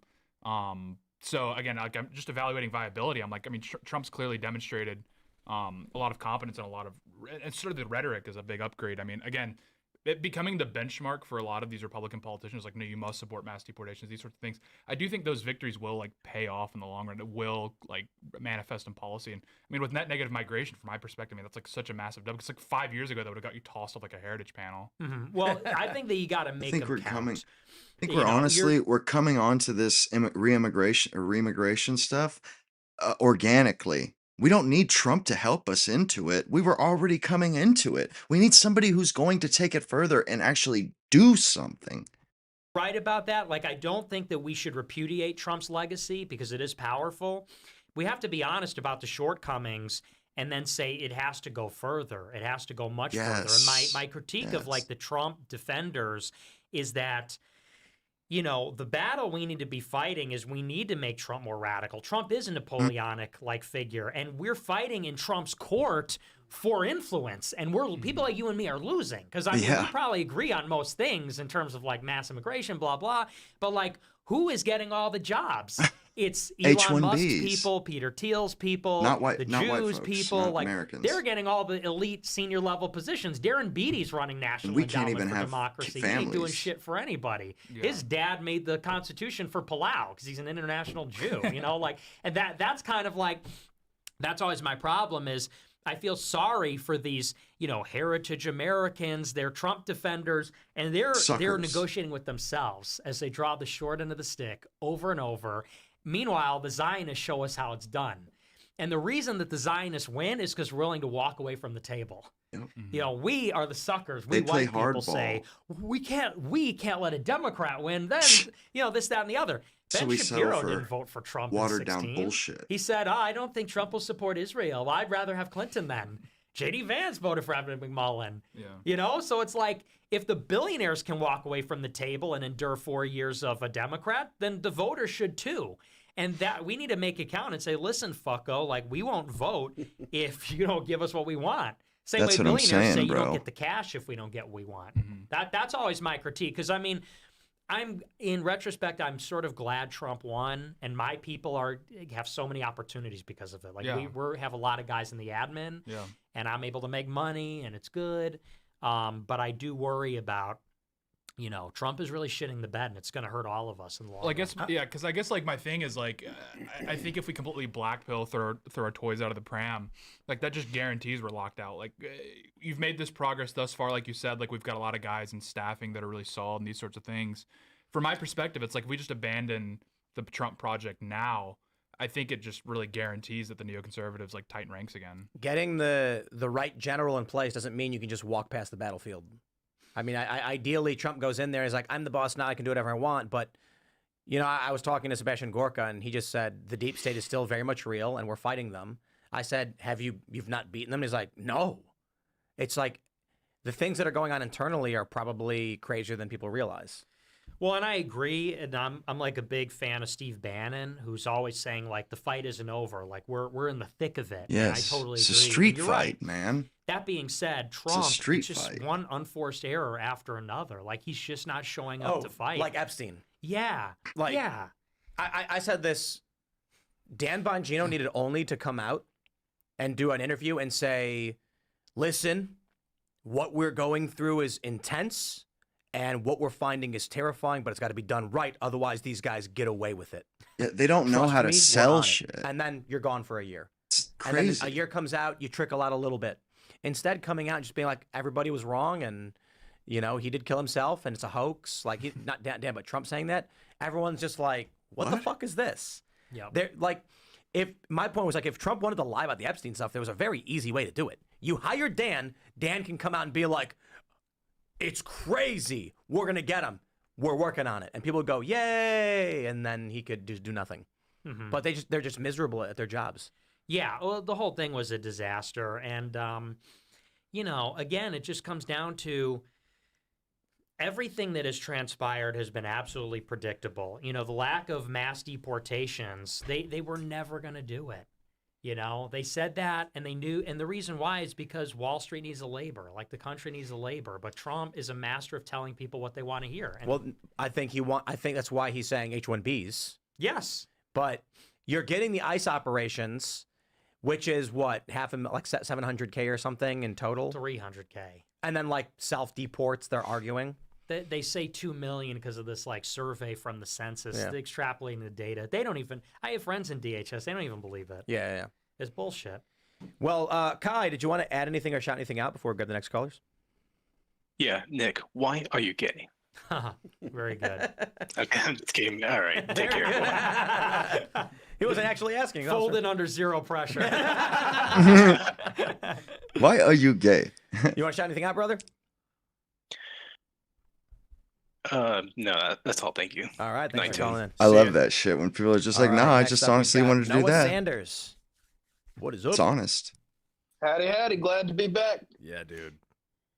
Glad that you didn't shut the show down, Tim. I would have had nothing to do during these 2 hours or 3 hours every evening. My question is for Nick. Do you genuinely believe a lot of the inflammatory things that you say or that people perceive as inflammatory? Or do you say even just a small fraction of it just to get the attention and the eyes on you? Well, I don't say anything for attention, honest to God. Here's the thing about my show is like I like to be funny. And so sometimes I'm saying something to be funny and it's sarcastic and I think people can tell. But give me an example. Like, is there something on your mind? Well, you tweeted Team Hitler. Oh, but that was in response to something. Oh, you know what it was? Because I said, like, Hitler is cool. And then some. Okay, there's that. How about that? Because he is. Like, I do believe that. Like, Of course. He has aura. Absolutely. You mean like you're saying he has Riz? He has aura. Not Riz, because he had no girlfriend, but he had aura. Ava Braun. Yeah. Well, okay, well, he had but, he wasn't like a That side womanizer, bitch. let's say. No, he wasn't. Not that we know of. But so I said that, and some guy was like, I'm not Team Hitler, like, I'm Team Jesus. And so someone's trying to, like, wholesome chungus me and be like, no, like, that's Jesus. And so I was like, Team Hitler. Dude. Like, so I was saying that as a joke. But, like, does a caller have a specific thing on your mind that's controversial? Well, I mean, a lot of the things that you say about the Jews and Zionists and things like that, a lot of people on the right and even in this Discord believe that you are rather inflammatory and the things that you say. Now, I personally, I don't watch your show. I've seen some clips that other people have shared, but a lot of people, even here in this Discord, think that the commentary that you make a majority of the time is a net negative to our side and our cause as far as right versus left goes. Yeah, I mean, I just don't view the world through a right versus left lens. I think it's so much bigger than that. And you got to watch the show. I mean, if you want the full context, I always tell people you just got to watch the show. And then if you do, I mean, look, I've given my life to this. I don't have a normal life because of the things I say. And if I didn't believe him, I would have retracted it a long time ago and said, hey, man, I was just kidding. I want to go back to, like, not being attacked all the time and, like, people try to kill me and stuff. Uber. Yeah, right. Your Airbnb or half of the stuff. So, no, I mean, I'm a man on a mission, but right and left, what has that profited anybody? I mean, the right always loses. I think conservatives are losers. And I think that, and by that, I mean, there's a distinction between right wing and conservative. Conservatism is like an intrinsically like lethargic ideology, because all they're really out to do is slow things down. Like, they are progressives, they just want to slow the rate of what is called progress. I'm a right-wing progressive. I want victories. I want to go forward. So I think conservatives are doofuses, and we can elect as many Republicans as you want. Nothing ever changes. It all goes in the same direction. So I say fuck them. They're useless. What is your mission? The mission is we have to have radical change in America. Like, America will die in 50 years if we don't radically change everything. Like, eradicate feminism, close the borders, bring back the productive capacity of the country, factories, workshops, and have some faith in government. Get an energetic government. Government can work if it's patriotic, but the people in the government don't give a shit. The money has too much influence. I'm a nationalist. I want a real nation, like a real society. But we don't get it by just saying, like, hey, we want to, like, shrink the government and hang out and and do all that. Get in government, do nothing, and get cash. That's what Congress is. I mean, it's true. Yeah, I mean, because like the small government stuff is just really cringe, because it's like I'm definitely in the boat of like big, like the Venezuela thing was like awesome. Yeah, like, but like, yeah, I mean, I do see some dubs. I mean, like one thing that like shows, I think, potentially the conservative movement, so to speak, is getting it is like with the refugee crisis. Like, they've completely capped refugees, and now it's like only white South Africans. Like, I do see stuff like that, and I'm like, okay, people are starting to get it to some degree, whether that's within the admin or people putting pressure on the admin. I mean, what is your response to like things like that? Because I do see like stuff like that happening. I'm like, okay, clearly there's been a disposition change within, MAGA or the conservative movement, so to speak. Well, and don't get me wrong, like, Trump's legacy is positive on net all day. And I think it's more owing to, and you're right when you say the rhetoric is better, he's changed the whole tone of everything. Political correctness is dead. Wokeness is dead. The right wing's forever shifted to the right. And illegal immigration, it's funny, used to be Gang of Eight was pushing amnesty. Rubio was an amnesty guy. That was law. Like, how many illegal immigrants are we going to give amnesty? And now it's like, no illegals. We're getting them all out. And now the conversation is about legal immigration. So Trump has shifted the country right. My only criticism is like, it's all in vain if we don't keep pushing. It has to go further down the field. And I worry that complacency will let the establishment take the initiative and we backslide. That's like my biggest concern. No, I mean, because that's why I like seeing stuff like that. I mean, not to bring it up again, but like the net negative migration, it's been like 90 years since we were at net negative migration. I think it was like right around the World War. So I see stuff like that, and I'm just like, I mean, I agree, but as far as like the system as it stands, I feel like those are massive bricks through the window of like chipping away at this like mess that we're in. I don't even know if I buy that it's net negative, and even if it is, it's like we elected Trump to deport 10 million people at least. So, I mean, that's, to me, I just feel like stuff like that is just too little too late, If it takes us to the promised land, okay, but I don't see J.D. Vance doing it if Trump doesn't. Yeah, I guess that's why it's so important. Like stuff that people perceive as little, but like reforming the refugee sort of system apparatus, like again, bending it towards white South Africans, it forces the conversation of like, well, why them in particular, not Afghans? And then you have to say, well, because they're pretty close to like what that core American, like what it actually means to be an American. And I do think it's like forcing that conversation of what is an American, because then that can we could reinvigorate the country from that regard, as like as we can define that accurately. But we need to answer it. Well, I know. I just feel like without Trump, I don't think we could even have that conversation. Yeah, no, and I agree with you. Like, I'm not against Trumpism as a phenomenon. I just am against, like, Trumpism is a dying movement. There are no new ideas. Yeah, it is. It's not dynamic. Thank God. There's no energy. It's filled with grifters that are literally parasites sucking money and life out of everything.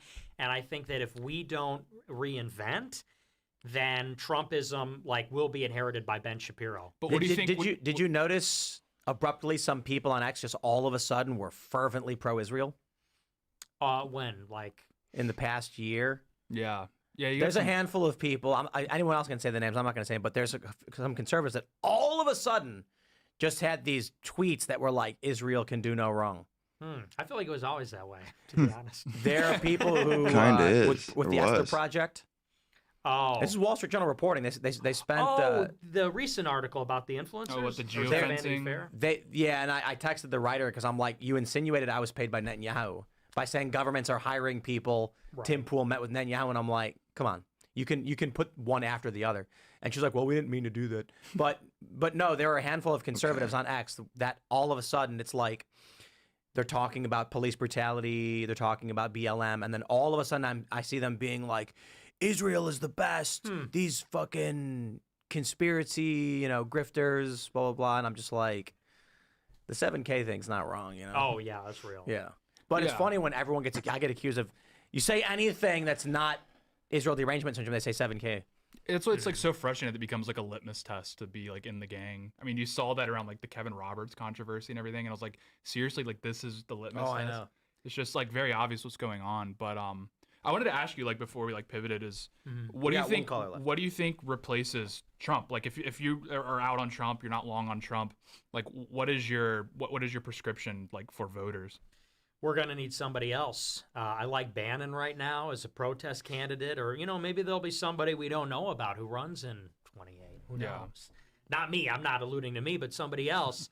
And at the minimum, I think we need to reject Vance. I think that Vance is such a betrayal of Trumpism. It makes me sick to my stomach. The dude is a What race is it about, traitor. Like, Vance, because I see like Rejected his policy people. proposals, rhetoric. It seems like a huge upgrade. Shit on his people. But that's the easiest thing. Like, he knows how to give a speech because he's got someone feeding Bronze Age pervert Twitter into a chat GPT and he's spitting that out in his speeches. And it's like, okay, That's what I was saying in the video I posted But, today. Like, the thing about Trump is I don't we listen know to who he anybody is. but my own people He, anymore. like, unified the country in I don't even listen 16, to won women. the election, created the movement with his will. Vance has, like, never even had a real job. Like, the venture capital career, totally fake. Peter Thiel, like, created his political career, brokered the truce with Trump, gave him 15 mil. And maybe the biggest thing, the real litmus test, were you pro-Trump in 16? Vance was not. In fact, he was a never-Trumper, said Trump was Hitler, voted for the CIA agent. And it's like, and he wasn't a kid. He was like 30 or something. So it's like, if you don't know that Trump is the guy in 16 at age 30, you're right. He wrote a letter to Obama in January 17 and said, the reason conservatives hated Obama is because they're jealous of how cerebral and intelligent he is, and they hate that a black man is smarter than them. Vance wrote this. Yeah. It's like, who the fuck does that? And he married an Indian. I know people say I'm racist for saying that. It's a very specific type of white guy that goes to Yale and marries like a first-gen West Coast Indian princess from, Indian royalty, and goes to a interreligious wedding ceremony. Like, what kind of Reddit beta male chud does that? I think he's just a millennial, to be fair. Yeah, okay, well, and then people want to say, oh, he's so fucking based. It's like, since when? 2 years ago when, like, Thiel made him the vice president? When he started posting naughty words on X. Yeah, when he started saying shit. I'm just a regular white dude. What the fuck? Like, that's every Vance tweet. It's like so performative.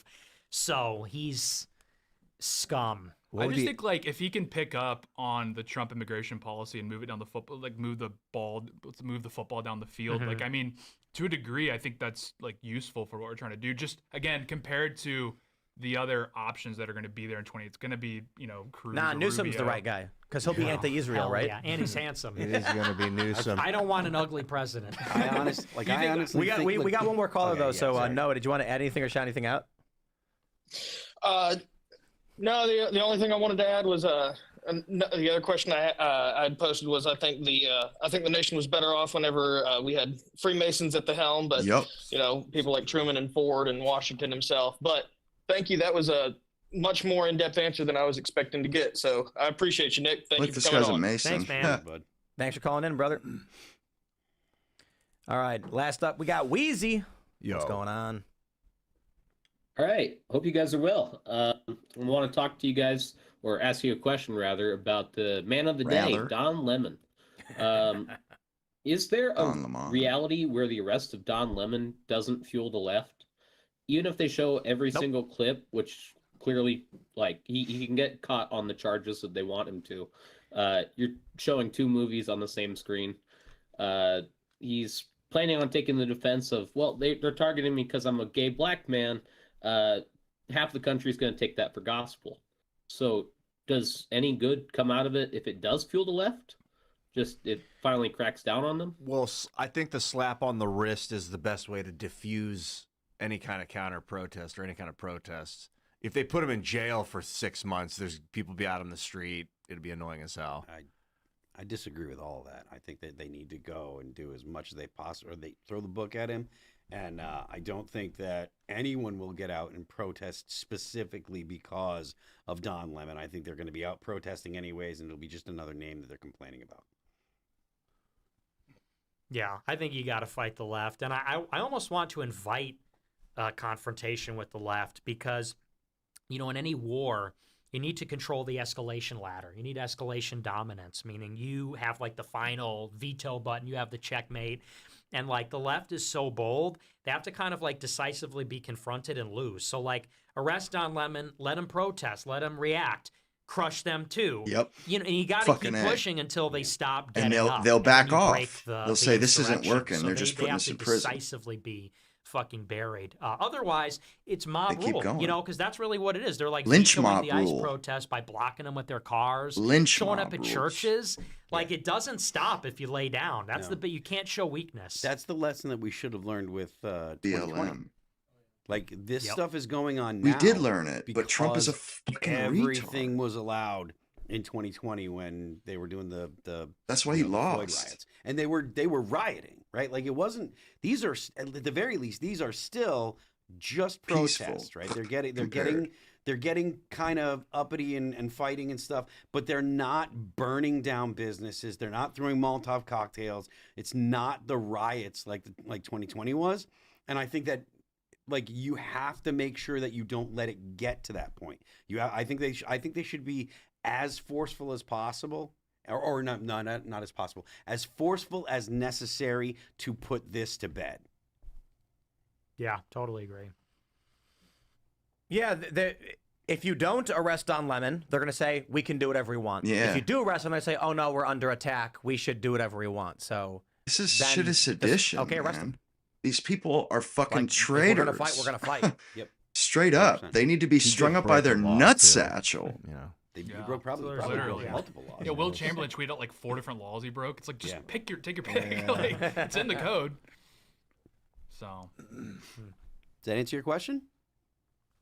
Well, I want to follow up on that. And Sure. So, you know, I'm agreeing with you guys that we just got to throw the book at them. But I also kind of wonder, and this would be an olive branch. You know, like we said, we've No got olive 4 branch. crimes that you can get them on. You can pick them all, or you could stack up to years if you really wanted to. If you alternatively, what if you commute his sentence at the end of Trump's term? If you it's an olive branch, but it gets Dude, slapped. whatever. If It's you offer stupid. them an olive branch, they will sharpen it and stick yes, it in they your will throat. shove it up. They Like will shove not it in kidding your around. fucking And they mouth. won't share the olives with you. They won't. They won't. I'm not kidding around, dude. The left is not playing. Dude, they're not they want playing us at all. dead, bro. Like, They murdered all the Charlie stuff that Nick Kirk. was saying, like, I understand his perspective. I don't want to be that black pilled because if he's right, We're in trouble. I think there are going to be tons of people put in jail. I think Nick's going to jail. Honestly, I think that they will be doing I think they'll probably come after Tim. I don't think they'll come after me. Well, yeah, I mean, but what I mean is again, or try and put you in jail. I don't think they'll come after me because I'm co-host guy, but they might come after me. They're gonna go scorched earth. They might even go after people like Joe Rogan. Like it is going to be an absolute. Bro, they want Elon Musk shit dead. show. And they're saying that they're gonna do that. So like there's no reason to give them quarter. That's why like for a while I was like, no, don't blow up the filibuster. F that. Blow up the filibuster. Blow up the filibuster. Do everything you can to push the left as far back as possible because when they get into power, they're going to blow up the filibuster. They're probably going to try and add states. They're going to try and expand the court, and they're going to try to make sure that they consolidate power so there's never anything even close to a conservative again. They thought that they won when Barack Obama was elected. They Yep. thought from now on, this is That's essentially the end of history again. We're going to have Democrats forever. It'll be Hillary They Clinton did. and blah, blah, blah, blah, blah. And the Republicans are going to be relegated to a regional party in the South. That's what they thought was Just- going to happen. That's part of the reason why they freaked the opposition fuck out party. when Donald Trump won, because everybody thought that Donald Trump could Controlled win. They thought he was a opposition. joke. They thought the Republicans were over because they had people like Mitt Romney who were basically just fucking Democrats, or at least they had a sweet thing going. Fucking conservatives that you could imagine. They thought they had it all, and then they realized, holy shit, we don't. That's why you got the reaction. If they get into a position of authority again, it's going to be curtains. What happened during the Biden administration turned up to fucking 10. It is going to 11. be an absolute shit show, and it is possible that they will make a permanent majority, permanent Democrat establishment the way that they've done in California. California can't elect fucking Republicans to actual state level seats. I think they're I going would to rather die on my boots than fucking accept being subjugated by the They're going to Dems. say, we need to make an example because terror only works would just go when out with a people bang. think they can be victims of it. They have and to if hurt- you go after the highest profile individuals, regular people feel like it's not going to affect them and they can keep their heads down. They'll get in because the innocent must terrorists, suffer. terrorists. If you're listening at home, this is what happens if you hang out with people that are black pilled. The reason why terrorists get arrested. The reason why terrorists target random civilians, maybe like a venue or something, is because the purpose of the terror is to say, you regular person, no one knows who you are, you will die. You're still vulnerable. When you assassinate a world leader, they go, well, he was a president, he's a world leader, he's a politician. When the terror attacks target normies, the normies freak out and vote accordingly. You know, I don't think that just withholding the olive branch across the board from anyone that is politically left of you is necessarily the right way forward. I don't think it's not a monolith. No shit, of humans, and I don't fucking know. I'm kind of on the jerk left off, myself. fucking parsing My family words. is too, but there are psychopaths that will Pedantic. sharpen it and stick you in the face with it. So you just got to discern. I'm talking politically. Like, I'm not talking about, like, you know, if your mom or dad or whatever are on the left and, you know, they're fairly normie or whatever, that's not the actual threat. It's if you're giving the activists any kind of quarter, if you're giving the people that are in Minneapolis government, I'm glad to see that Waltz is under indictment and that Jacob Frey is, or at least under investigation. I don't think they've actually had indictments yet, but I'm glad to see they're under investigation. I want to see indictments of those two guys. Me They too. facilitated Those guys all the need to be in bullshit that's going fucking on. chains. They've been telling people to go out there Shackled. and fuck with ICE. They've been telling people those guys scum. need to see serious ramifications for the things that they've done. Mhm. Like, because if you don't, just like Nick was saying earlier, Sets if an- you don't, it sets a they're just gonna standard. continue. There is no world where weakness is met with sympathy or anything. You have to be strong. You have to show that you are going to fight them, and you have to make sure that when you fight, If you want things to be your way, you gotta fight for it. The left wants the shit to be their way, and they're willing to kill for it. And if we're not, we may as well just put our fucking guns down, everything done now, and just let them have it. There's no point in even resisting them if we're just gonna do a half-assed one where we lose in the end anyway. successful, because if you don't, they will see it as weakness and they will fucking kill you. Yep. No half measures. Yep. And Yeah. we're already barking up that tree with the redistricting stuff. Big time. Yeah, the Already. Indiana. Yep. Fuck. It's off to the races, and it's an arms race. What is it? What's happening? Who can Like, escalate? so every faster? year, every 10 years, you take the census, and then you apportion the electoral votes, the congressional seats. They're doing this mid-decade thing 5 years in where they're saying, well, now we're going to gerrymander all the districts in Texas, and we're going to basically milk as many electoral votes or Well, that's rather, what the Democrats congressional seats already out of were it as doing. possible, They're make it just as favorable matching for it. Republicans. So Republican states are doing this. So it's only Republicans in Texas. Democrats are doing it. So it's only Democrats in California, each trying to optimize. Like, okay, we control the state government of Texas. Let's make every seat a Republican seat, and trying to milk out, +3, +4 seats. And Republican and Democrat states are both doing it. And it's basically like the system has no integrity. Everyone is just manipulating the laws as much as possible to get as much advantage. Mhm. And once you start barking up that tree, it's like there's no off-ramp where you say, all right, everybody, truce. Like, this isn't us. Let's obey the Constitution. Like, we can't gerrymander anymore. Like, no, we're down that path. The only way fucked. out is through, and we have to win. And so Indiana had the chance of gerrymandering, and Republicans in Indiana voted against it. Pussies. Right? So they said no, they didn't do it. So they dropped the fucking ball. And then in Virginia, as soon as they fucking got into office, 10 days ago or whatever, they start passing no bullshit fucking laws. They've essentially made it so that way Democrats are going to fucking run Virginia forever because they elected an AG that said, oh, we'll fucking kill your kids to make you change your vote, and they elected a Democrat governor.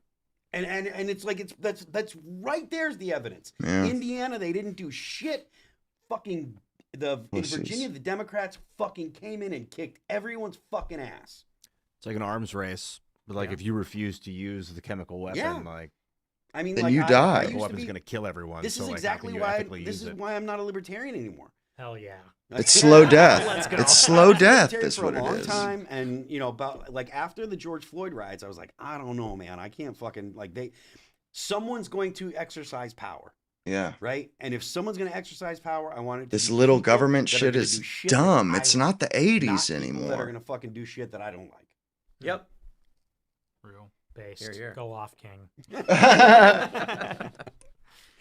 So does that answer your call? Add anything or shout anything out? Oh yeah. I would like to clarify real quick. I'm not going easy on him. I want to see Don Lemon in a cage for 2 years. We can send him home for Christmas 2028. I think maybe he might enjoy his time in prison too much. But the main thing I want to say Maybe just a protracted kangaroo trial where he spends hundreds of thousands of dollars to prove his innocence, and then finally he gets off. Then he goes to a woman's prison. Can you imagine? There you go. That's the actual. Well, yeah, he would hate that. He would. He would be pissed. He'd be like, fuck. All right. I wanted to tell Nick something. You know, I'm not a regular watcher of your show, but you know, people may not like you, but you've been really composed on all your recent appearances. Seriously, everybody's sticking it. Crowder. I've seen you on Tonight's Show.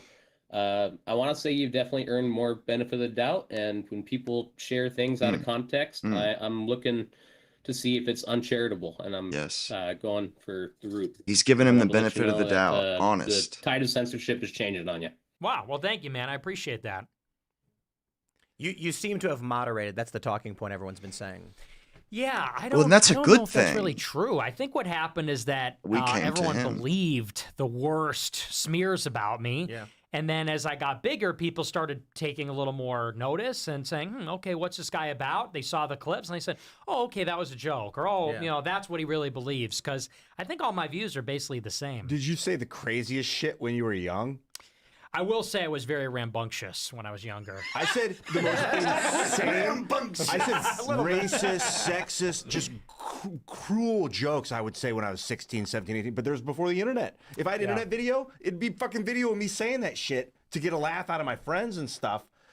And like, I knew that's not who kids I like am. that was like 14, that said 14 crazy years later, shit. I'm like, oh, I see the world Like just if to be Hoy funny. Four logs chat logs, like I'm cooked. It's over for me, dude. Nick, when you say that you don't want women to vote, right? Mm-hmm. Women shouldn't vote. No, do they you shouldn't. think that that's enough? Because Oh, you think that's enough? Yeah, like I think that Nice. voting should be like a privilege for an exclusive few. Yes. Like you should own Not property, even most and men. own a business. It's not enough to be like women can't vote. I think it'd be okay for some women to vote in you know, again, if you own property or something like that, but I think that you have to actually have skin in the game. Yeah, you have to have I don't skin think in the that it's enough to game. Just say women Most can't guys are vote. fucking I think that it has to Larrys. be way more people than Morons. just getting rid of Dude, women. It's funny you say that. I said that exact same literally thing. Like, said that's that my today to my argument, too. brother. Yeah, Okay. because it's like, at the minimum, maybe the House can have all the plebs vote. Okay, the That's how it was women, meant to be. minorities, Don't bitch out. immigrants, Don't bitch out. poor. Don't bitch out. You're moderating. Why, maybe I am, yeah. But the problem is there's like no balance against the plebs. And I agree with you. It's Yeah. like, you know, They have because too if you're much some, power. like, let's say you're some 18-year-old punk that doesn't own anything, never had a real job, you're in school, what the fuck do you know Punk. about anything? Especially You don't know nowadays, like, shit. when it comes to like Yeah. young people that, like, you know, it is pretty hard to find a job for young people and they don't have anything. Why the fuck do they give a fuck about property rights? Yeah, I right. don't fucking own anything. Exactly, man. exactly. You know, I'm putting a burrito on Klarna. I don't fucking know. Right? People are fucking are putting fucking DoorDash They should let on racially debt. insensitive Or they- podcasters be the only vote. I think like we could really carve something nice out Ian's of out. it. He's too racially sensitive. everybody You're for nice. who they are. You're too nice. Too John Well, I don't Lennon's know. Imagine. When he criticized the Jews as a culture and a religion and told them how they need to behave, he qualifies. I do it with a smile. Yeah. Trust me. All right. It's time for bed. Yeah, it's Wheezy, did you want to add anything or shout anything out? Nope, that last bit was it. Thank you guys. See you around. Thanks man. for calling. Thanks, man. Well, that about does it for tonight's show. I don't know who we have on tomorrow. We posted it on Instagram. Amy Danger. Dangerfield. Amy Dangerfield. And it Well, went it's gonna be pretty fun. hard. Or I mean, So, the second thank half you all was so much much for hanging better. out. We're back tomorrow morning, of course, and